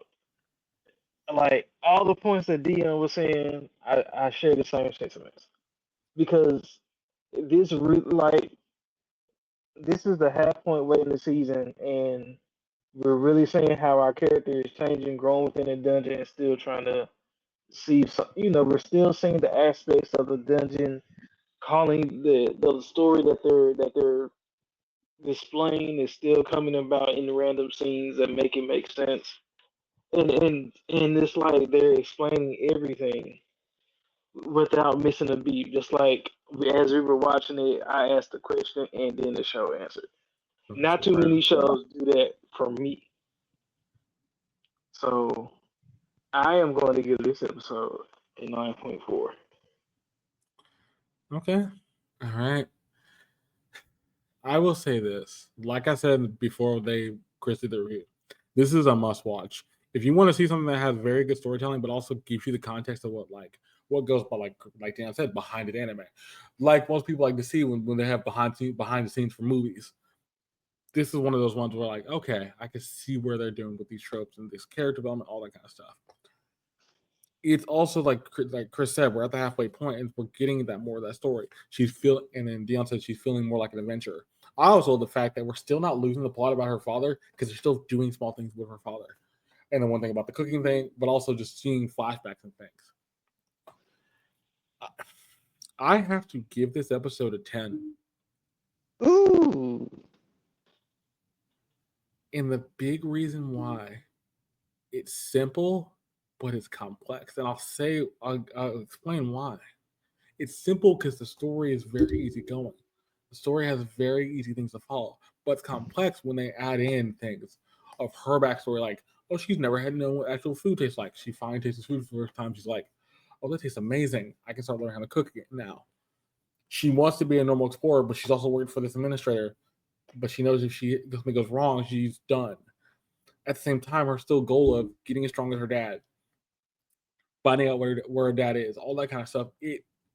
It feels like we have smaller plot points, but we still have our overarching plot involved, intact. And most shows don't do that very well because the overarching plot usually gets thrown under a bus or just kind of swept under the rug for no point reason. But this feels like they are really trying to keep that going. And it's funny, the one main character I love that with is Rangard, I think is what his name is. The one that does all the danger maintenance and stuff. He's been that linchpin for that. And I think that's going to be a really thing in the next couple episodes. Who is Rangard? We haven't learned much about this guy at all. But I think we do learn something about him very soon. Episode 7, episode 8, somewhere down there in that range. Because we need to see what he's all about overall. But yeah, I think this episode gets a 10. I think this is a show that I think if you're, and like Deon said, if you're an anime fan, if you're a new anime fan, watch this because you'll get the understanding of what an anime is supposed to be about, and then you can branch off from there. But let's get into another deep story. Let's get into Shy episode 19 because Shy episode 19 is kind of going along trying to get to the sister of the shinobi. And last episode was kind of insane because we got a lot of story stuff, and that story stuff was amazing, awesome, cool. We're all still along that journey, and we're at the next point in that journey. We'll see how this journey goes out and see what's next. But I think we're finally cooking with Shy, where Shy need to be.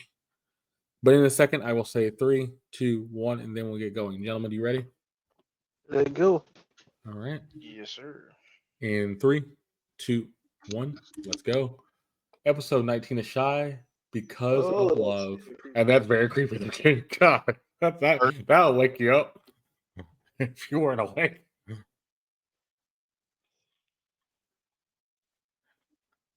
And this is a recap from last week where they left her and she fights her alone.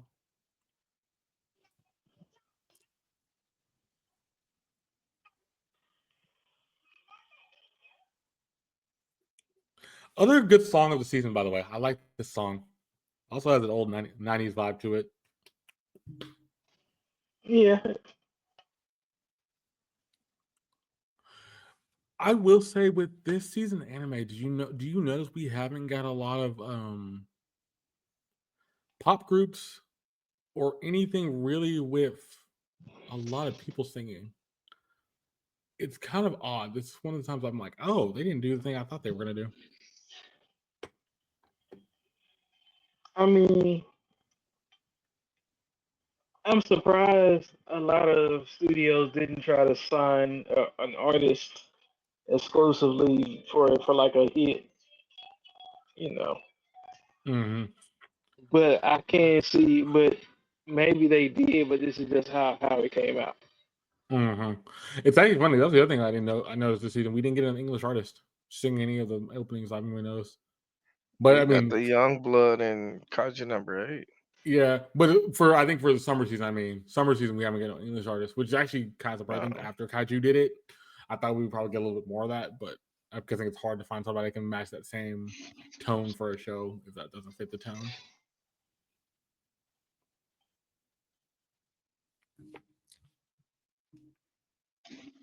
Yeah, there was no mash banger. Yeah, no, there's none.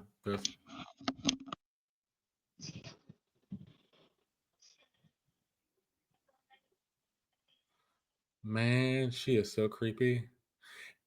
Man, I'm gonna say this with all respect. This was what Harley Quinn should have been in the Suicide Squad anime. Yeah, legit crazy, bro. I don't get tired of them making Harley Quinn be sane. Well, not super like this level of crazy, but still has her smarts about her. So she has that smart, but she can flip it at any point. Like that's one thing I didn't feel She's like. supposed to be legit psycho babble crazy. We should get the Wolverine. But yeah, I mean, crazy doesn't mean stupid. Just unhinged with it. Okay, that's Just like this character is. Yeah, you know who she reminds me of? Mm-hmm. Brandon, you might like this. Deadmont Deathplay. Oh, Yeah, she reminds me of her beautifully. It's weird. It works because it's that type of like, oh, I'm nuts. I'm also calculated nuts. I know what I'm doing.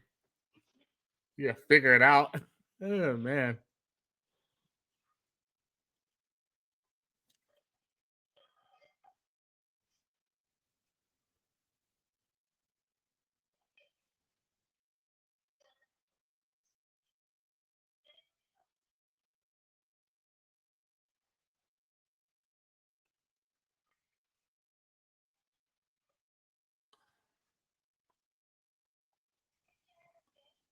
Oh. Oh.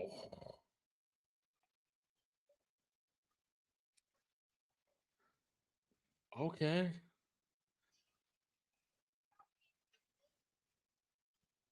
Talking about her mother.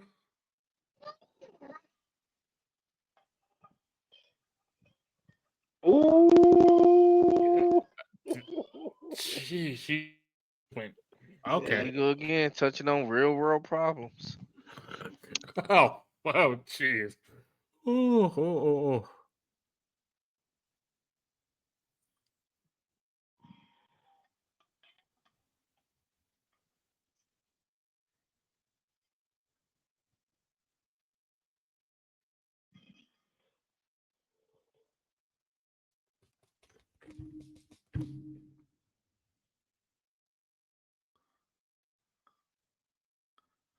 Wait. Wait. You're saying she's messed up in the head?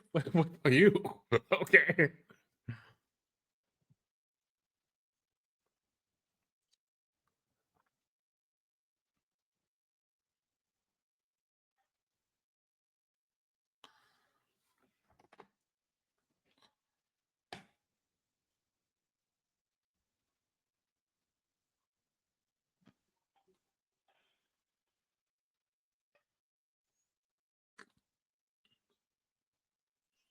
Best friend or sister, Chris? That's her mother. Remember? Teacher. Oh, that's the mother. Oh yeah, her mother taught. That's right. That's right. That's right. That's right. Oh yeah, she was the closest to her mother. That's right. Hmm. She knew her the best.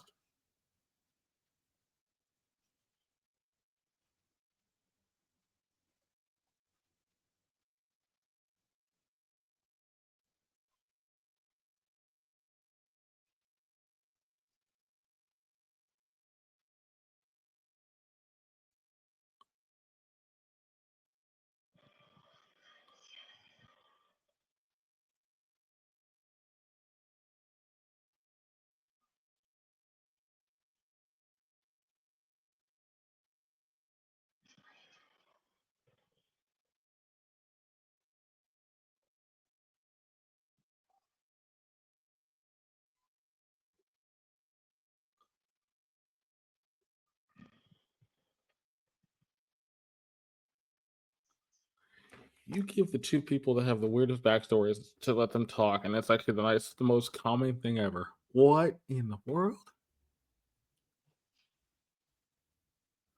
And their bond is her mother, which is the weird thing. I can't explain this. I can't explain it.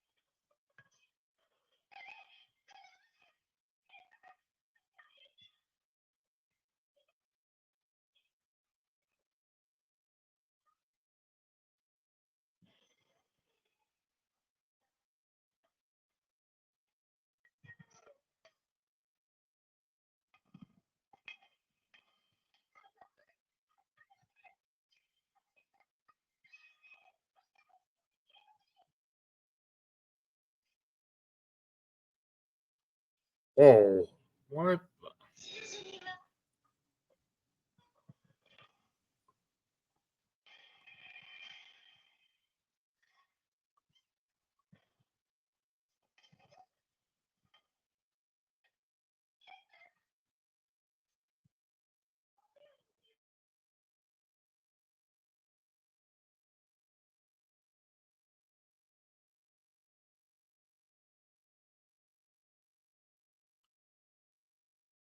She's a weird Cupid.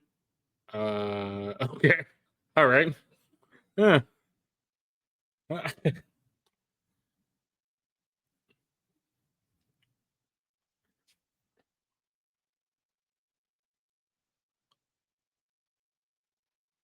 Chris, what are we watching?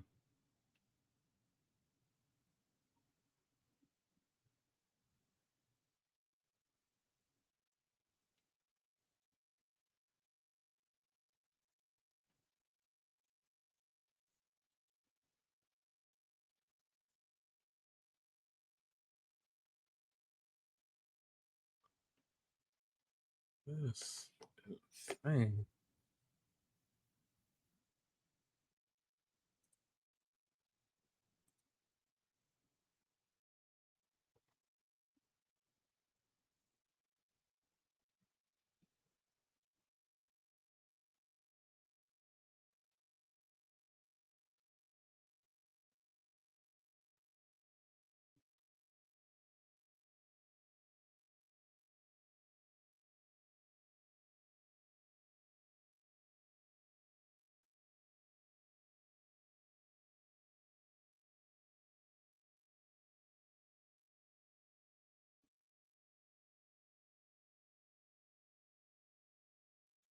Oh, now she's fighting back. That's good.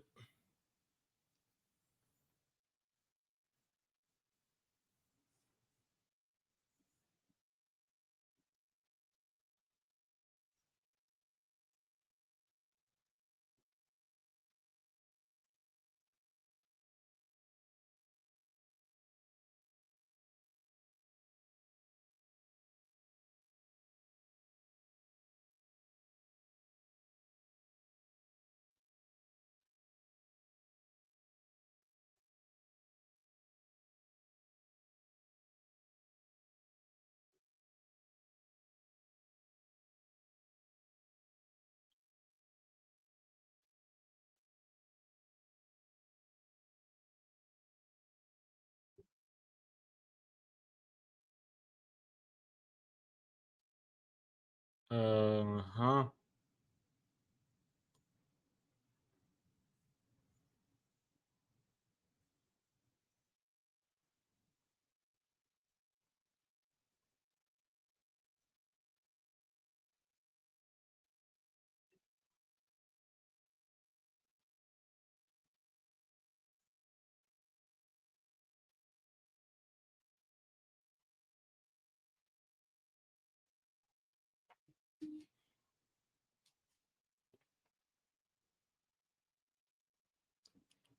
Okay, that was a good first half.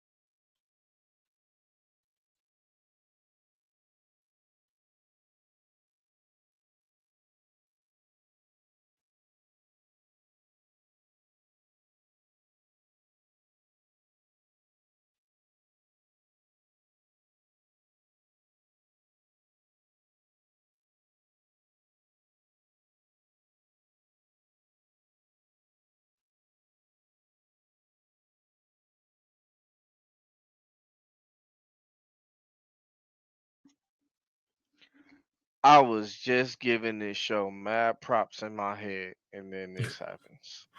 Well, this character, I don't know if you saw this character prior. That character Yeah. is just kind of that whole situation's annoying, Yeah. but it But makes sense to what they're talking about. I mean, this whole fight has been weird. They started fighting because cuteness. Like, Yeah, they started fighting because of cuteness. Now they're fighting because he's tired, but he won't go. Well, they're fighting for no point of reason now. It's just kind of like, okay. but to trip on a Patty. rock, and then both of them. Mm-hmm.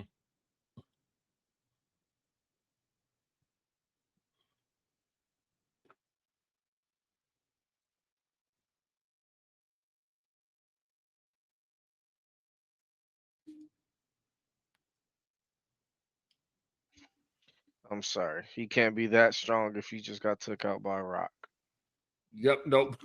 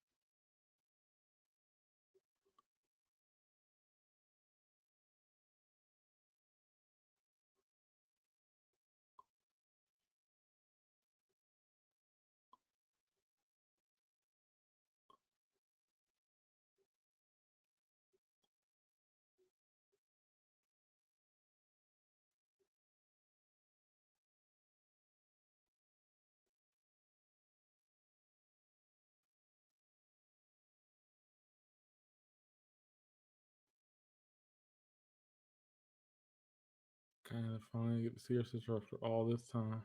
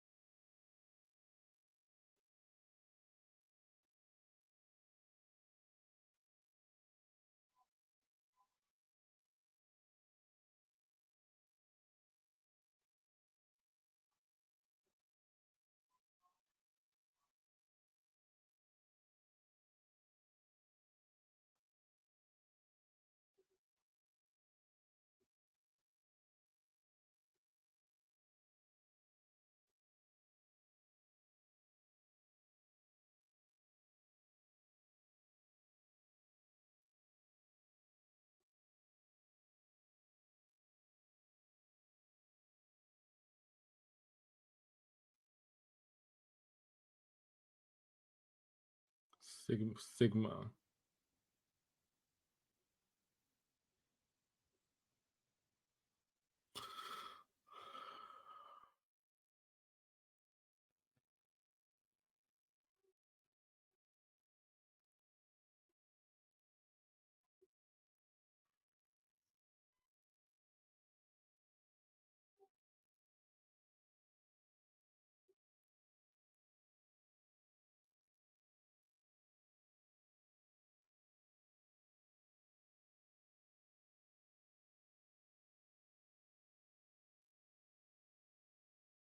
How do you do that?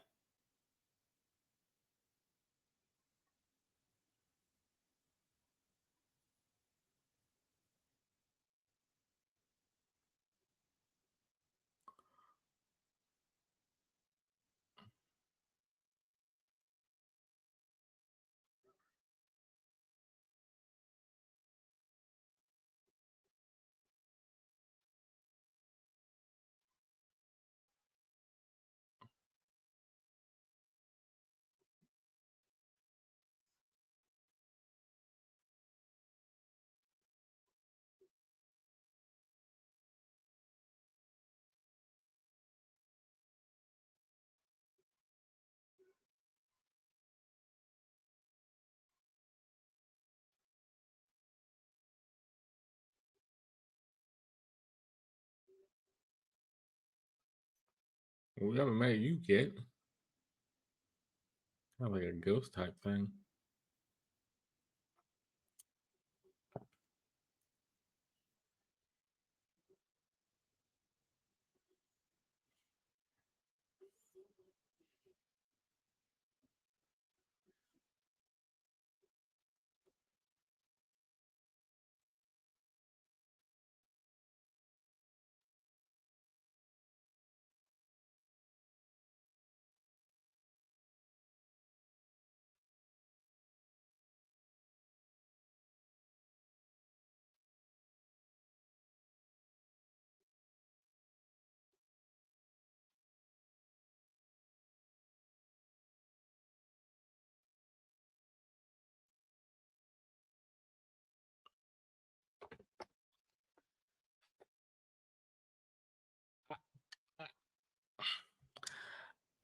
That was a very wild ride, and I don't know how to explain it. um, I'll put it this way. I'm putting it in two parts because it's really just two big things. The first half of this recap what we saw last episode. Partially saw what we saw with the girl and um, the Russian hero trying to fight her, and everybody else runs off to see what's next with the angel-looking girl. We cut back to see the fight between the Chinese hero and the dude, that kind of squabble they've been having since the whole beginning episode. But then we get the touching moment between the Russian hero and the Joker like girl. And it's one of the nicest moments in the show so far, outside of I think the Chinese girl, the Chinese and the other hero or the villain. But then we get the stuff with the angel and the fact that she wants because of love. That's what the title of this is. She starts throwing love arrows at Swedish hero and Shy, and it it feels like they're really getting to deep down this plot. And it's interesting because then we get to the top of the tower and her Owie and her sister are finally talking, and she's like, "Why are you doing this?" And she kind of lays her guard down, saying, "I didn't want to do this. It's messed up." But then she pretty much attacks Shy right after. And to cap this off, we see Sigma, and Sigma basically is standing on top of the orb, explaining what's going on.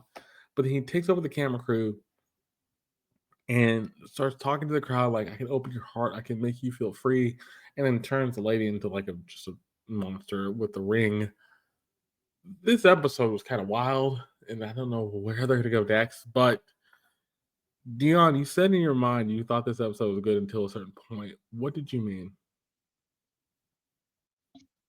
So it was getting pretty well rounded between the dialogue and the storyline actually making good sense with each other, and then still having enough action to still be considered an action anime. um within an episode, all in the one episode, versus getting an episode of full dialogue and then an episode of action and then an episode of storyline, and then this was a well-rounded episode, and then he trips, and then it goes back into the goofy tropes and the just kind of cringy dialogue, and yeah. Chris, what do you think of this episode?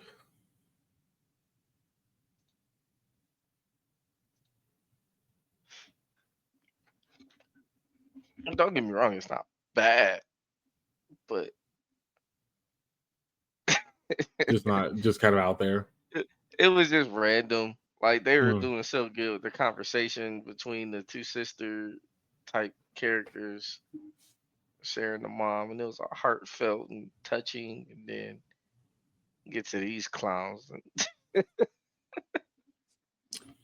I know that's the one thing Chris liked, because Chris likes how it got more serious. There he is. Yeah, hear me? There you go. Okay. But yeah, so the one thing like you probably Brendan was probably about to say was the one real world moment that actually kind of hit. Other than that, it was just visually good. I like the scene how they kind of set the scene between the Joker girl and the Persephone girl. I mean, like it was a touching moment, but I feel like something's gonna get really twisted right there. I don't know yet, but maybe we'll see. They ended. It looks like they ended the gay fight. That's what they looked at. That was.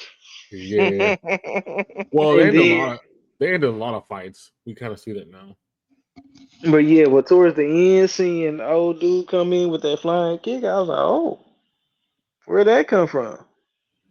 And then that's pretty much the end of it. Like, okay, that, I mean, I really can't say too much else.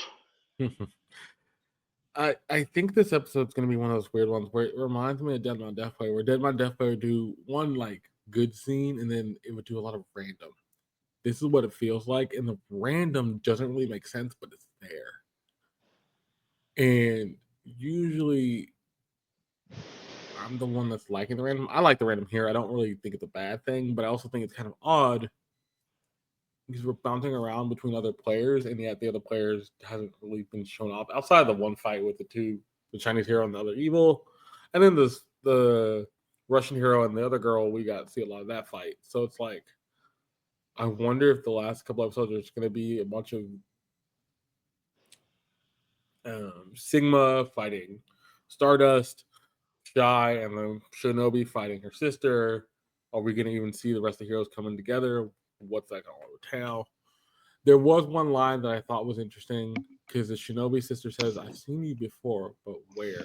Oh, and she goes, "Oh, I know where." Doesn't explain it though. Are we going to get that explanation?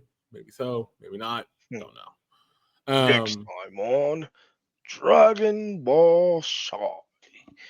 And that's the thing and that's the problem I'm getting at. I'm like, wait, are they going to give us a cliffhanger like that? Which is fine.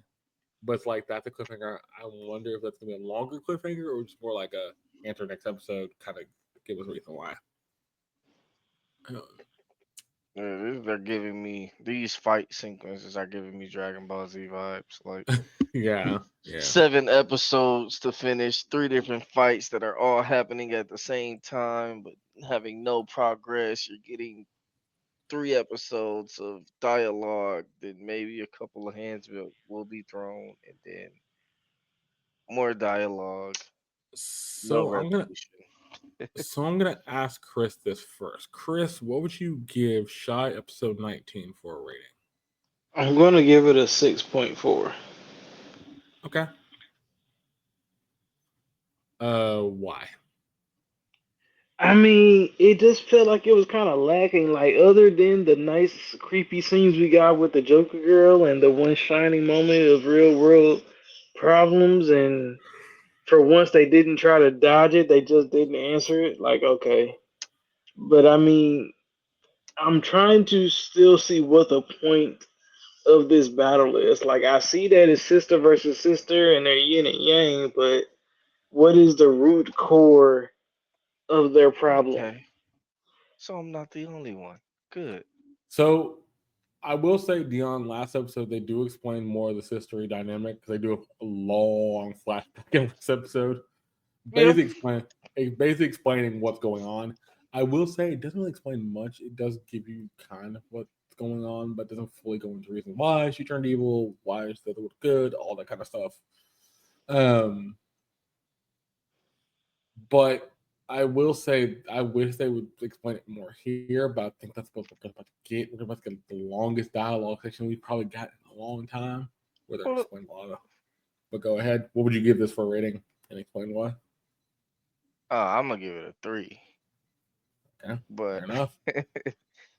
I mean, so to your point, yes, they give us a little bit more about the sister versus sister thing, but here's one thing about this season, right? Mm-hmm. Why do we care? Yeah, they don't give you a reason to care. They don't really give you that good enough reason to You care. give it like That's we fair. all right. The main guy was it Sigma, the umbrella Sigma. guy. Mm-hmm. I thought he was our nemesis from season 1 and all of that, and now we're here, and it's like, what is the point of this storyline? Like I said, for an anime to be considered a good anime, it has to have a great storyline that's compelling and consistent. And this is it's just weird. It's like we're getting a lot of these little bleeps and moments of things like the drinking analogy and with the last episode you get the Spider-Man reference from Shy stopping the train and like you get a lot of different things that are decently entertaining, but it's just I'm so lost in this anime. And I, then not only am I lost, but it's doing it in a boring way. I'm sorry to say it, no worries. No worries. It but I'm it lost and bored. Like, it has that vibe of the first. Me and Chris like the first season of Mash. It has that vibe of me and Chris liking the first season of Shy. It is getting there. It's taking a bit to get there, but it's getting there. I I mean, we're on what 7? Yes, 7. Um, What happened to good anime just being good from day one? Like Eminence and Shadow was good from day one. Like I don't, maybe this is why I just like isekais because you get the story point from day one. One, Like yeah. there's no hidden agenda. You're in the But new world. Okay, but what Beat the about new world. Wistoria? Okay, but look at Wistoria. It's not an We s- isekai. we still don't even with Astoria, they have a storyline, but it's still kind of bleak. Like he wants to go be his girlfriend at the top of the tower. Like we still don't understand what's going on with this tower, why this world is like this the way it is. We get little bits and pieces of it here and there, but it's still like, But how at did least you this understand really what's get going here? on, though. At least you Yeah, understand what's going on in the current moment. true, true. And Wisteria is a good like I like the anime, but it's man, it's a thing of grabbing people's attention and keeping their attention span. I've noticed with this, and it's more or less something I've kind of noticed now with Shy. They keep your attention by doing the wacky thing, and the wacky thing leading to a heartfelt moment. I actually wish the heartfelt moment between the Russian hero and Joker Girl was longer, a little bit longer, no, that was just because I long think it. enough. Well, yes, Oh, go ahead. but You you know what I said mean. But I think what I mean by that is like give us another heartfelt moment somewhere else in the episode, which we don't really get. okay. Outside of that, that's the only heartfelt moment we get. Outside of the fact you get the one with the Chinese hero and the dude, but it doesn't really matter because it plays off for laughs anyway at the end of it. I will end up giving this like a Cringy. 7. Oh. It's worth. So I'll go a little higher than Chris. 6.5. I gave it 7. I think it's still there, but I think it needs to just kind of fix some things. Ultimately, the thing is about this type of anime stuff. It's the way you hold people's attention, shock and awe, or silliness. And a lot of these shows now are doing a little silliness or shock and awe stuff, or good story, but there's the stuff behind it needs to catch up behind that. Wait, I have to ask you a question, bro. I'm sorry, I don't mean to cut you off, but I need Yeah. to know this answer before. Go ahead. Is this show funny to you? No, but that's Okay, but all right. but Just but it's making fun. sure. But it's funny that this episode was partially played for laughs a little bit. You can tell at certain points. Yeah, So they were what trying to. They always try to crack jokes, but they're trying to crack jokes, and this episode really can tell they were cracking jokes because the whole love section with the angel girl was basically a full-on joke, if you could think about it like that. yeah, But it doesn't hit because it doesn't make really much sense because your Swedish hero is so outside of her own realm, like normal, and she doesn't like that kind of stuff. She's fighting it the whole way through. it's just so cringy. Now I do like that character, Yeah, the nurse character. She gives me Sakura vibes that actually does something. correct, Like, correct. but it's so cringy to see them try to make these jokes that don't land and to do them constantly throughout an entire episode and then try to slap you with a heartfelt moment. Like, how can I take you serious? I will say this. Ultimately, for me, if you're gonna get in the Shy, you're gonna have to kind of understand what they're trying to go to. They're trying to make Shy better, Shy stronger as a character. Really hasn't fully worked yet. I We're getting shouldn't to have to force myself to understand your anime. that's not a problem. But I also think too, comparatively, it's gonna. I think that first season built up Shy and then kind of fell off in the second, and now they're rebuilding her back up for the ending battle.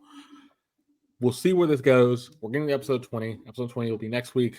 Then we'll have episode 7 of Dungeon People, or yeah, episode 7 of Dungeon People. Out of the two, like I said, Dungeon People is most watched. If you're into like Dead Mountain Death Play, you might like Shy. It has the same kind of vibe to it for the most part. You know what? Um, I'll go ahead. say one thing and then I won't speak no more, I promise. Oh, no worries. I Um, don't mind. I like it like you're cutting in. the one thing that will make Shy better for me Mm-hmm. is just give me one clip per episode of one of the characters just giving straight hands, just going in on a fight scene. Yeah. But I think the thing is, their whole premise is the fact they want to save everybody. That's what Shot says at the end of this episode. So they're not trying to hurt people. They're trying to save the evils too. So that's also kind of the comedy thing. Mm, we'll see. You can We'll still beat see. somebody up and then help them up. I mean, True. you're True. carrying Fair enough. around a nurse who can heal anything. Whoop those butts and then heal her and be like, all right, now sit down so I can go beat your boss. Correct. Like, Fair enough. But that was episode 69 of the Anime Dojo. We'll be back next week for episode 70. We'll see where Shy goes. I think Shy's gonna be one of those ones where we end up kind of liking at the end. That's what first season kind of make us like at the end. They have 5 episodes left. We'll get a lot of stuff done. But like I said, Dungeon People's a must watch. I do thank Chris and Deon for joining me. This will go up on Spotify right after it processes, and it'll be up on YouTube on Thursday. Thank you for watching. Hope you did enjoy, and hope you for next time. See ya. peace. Deuce.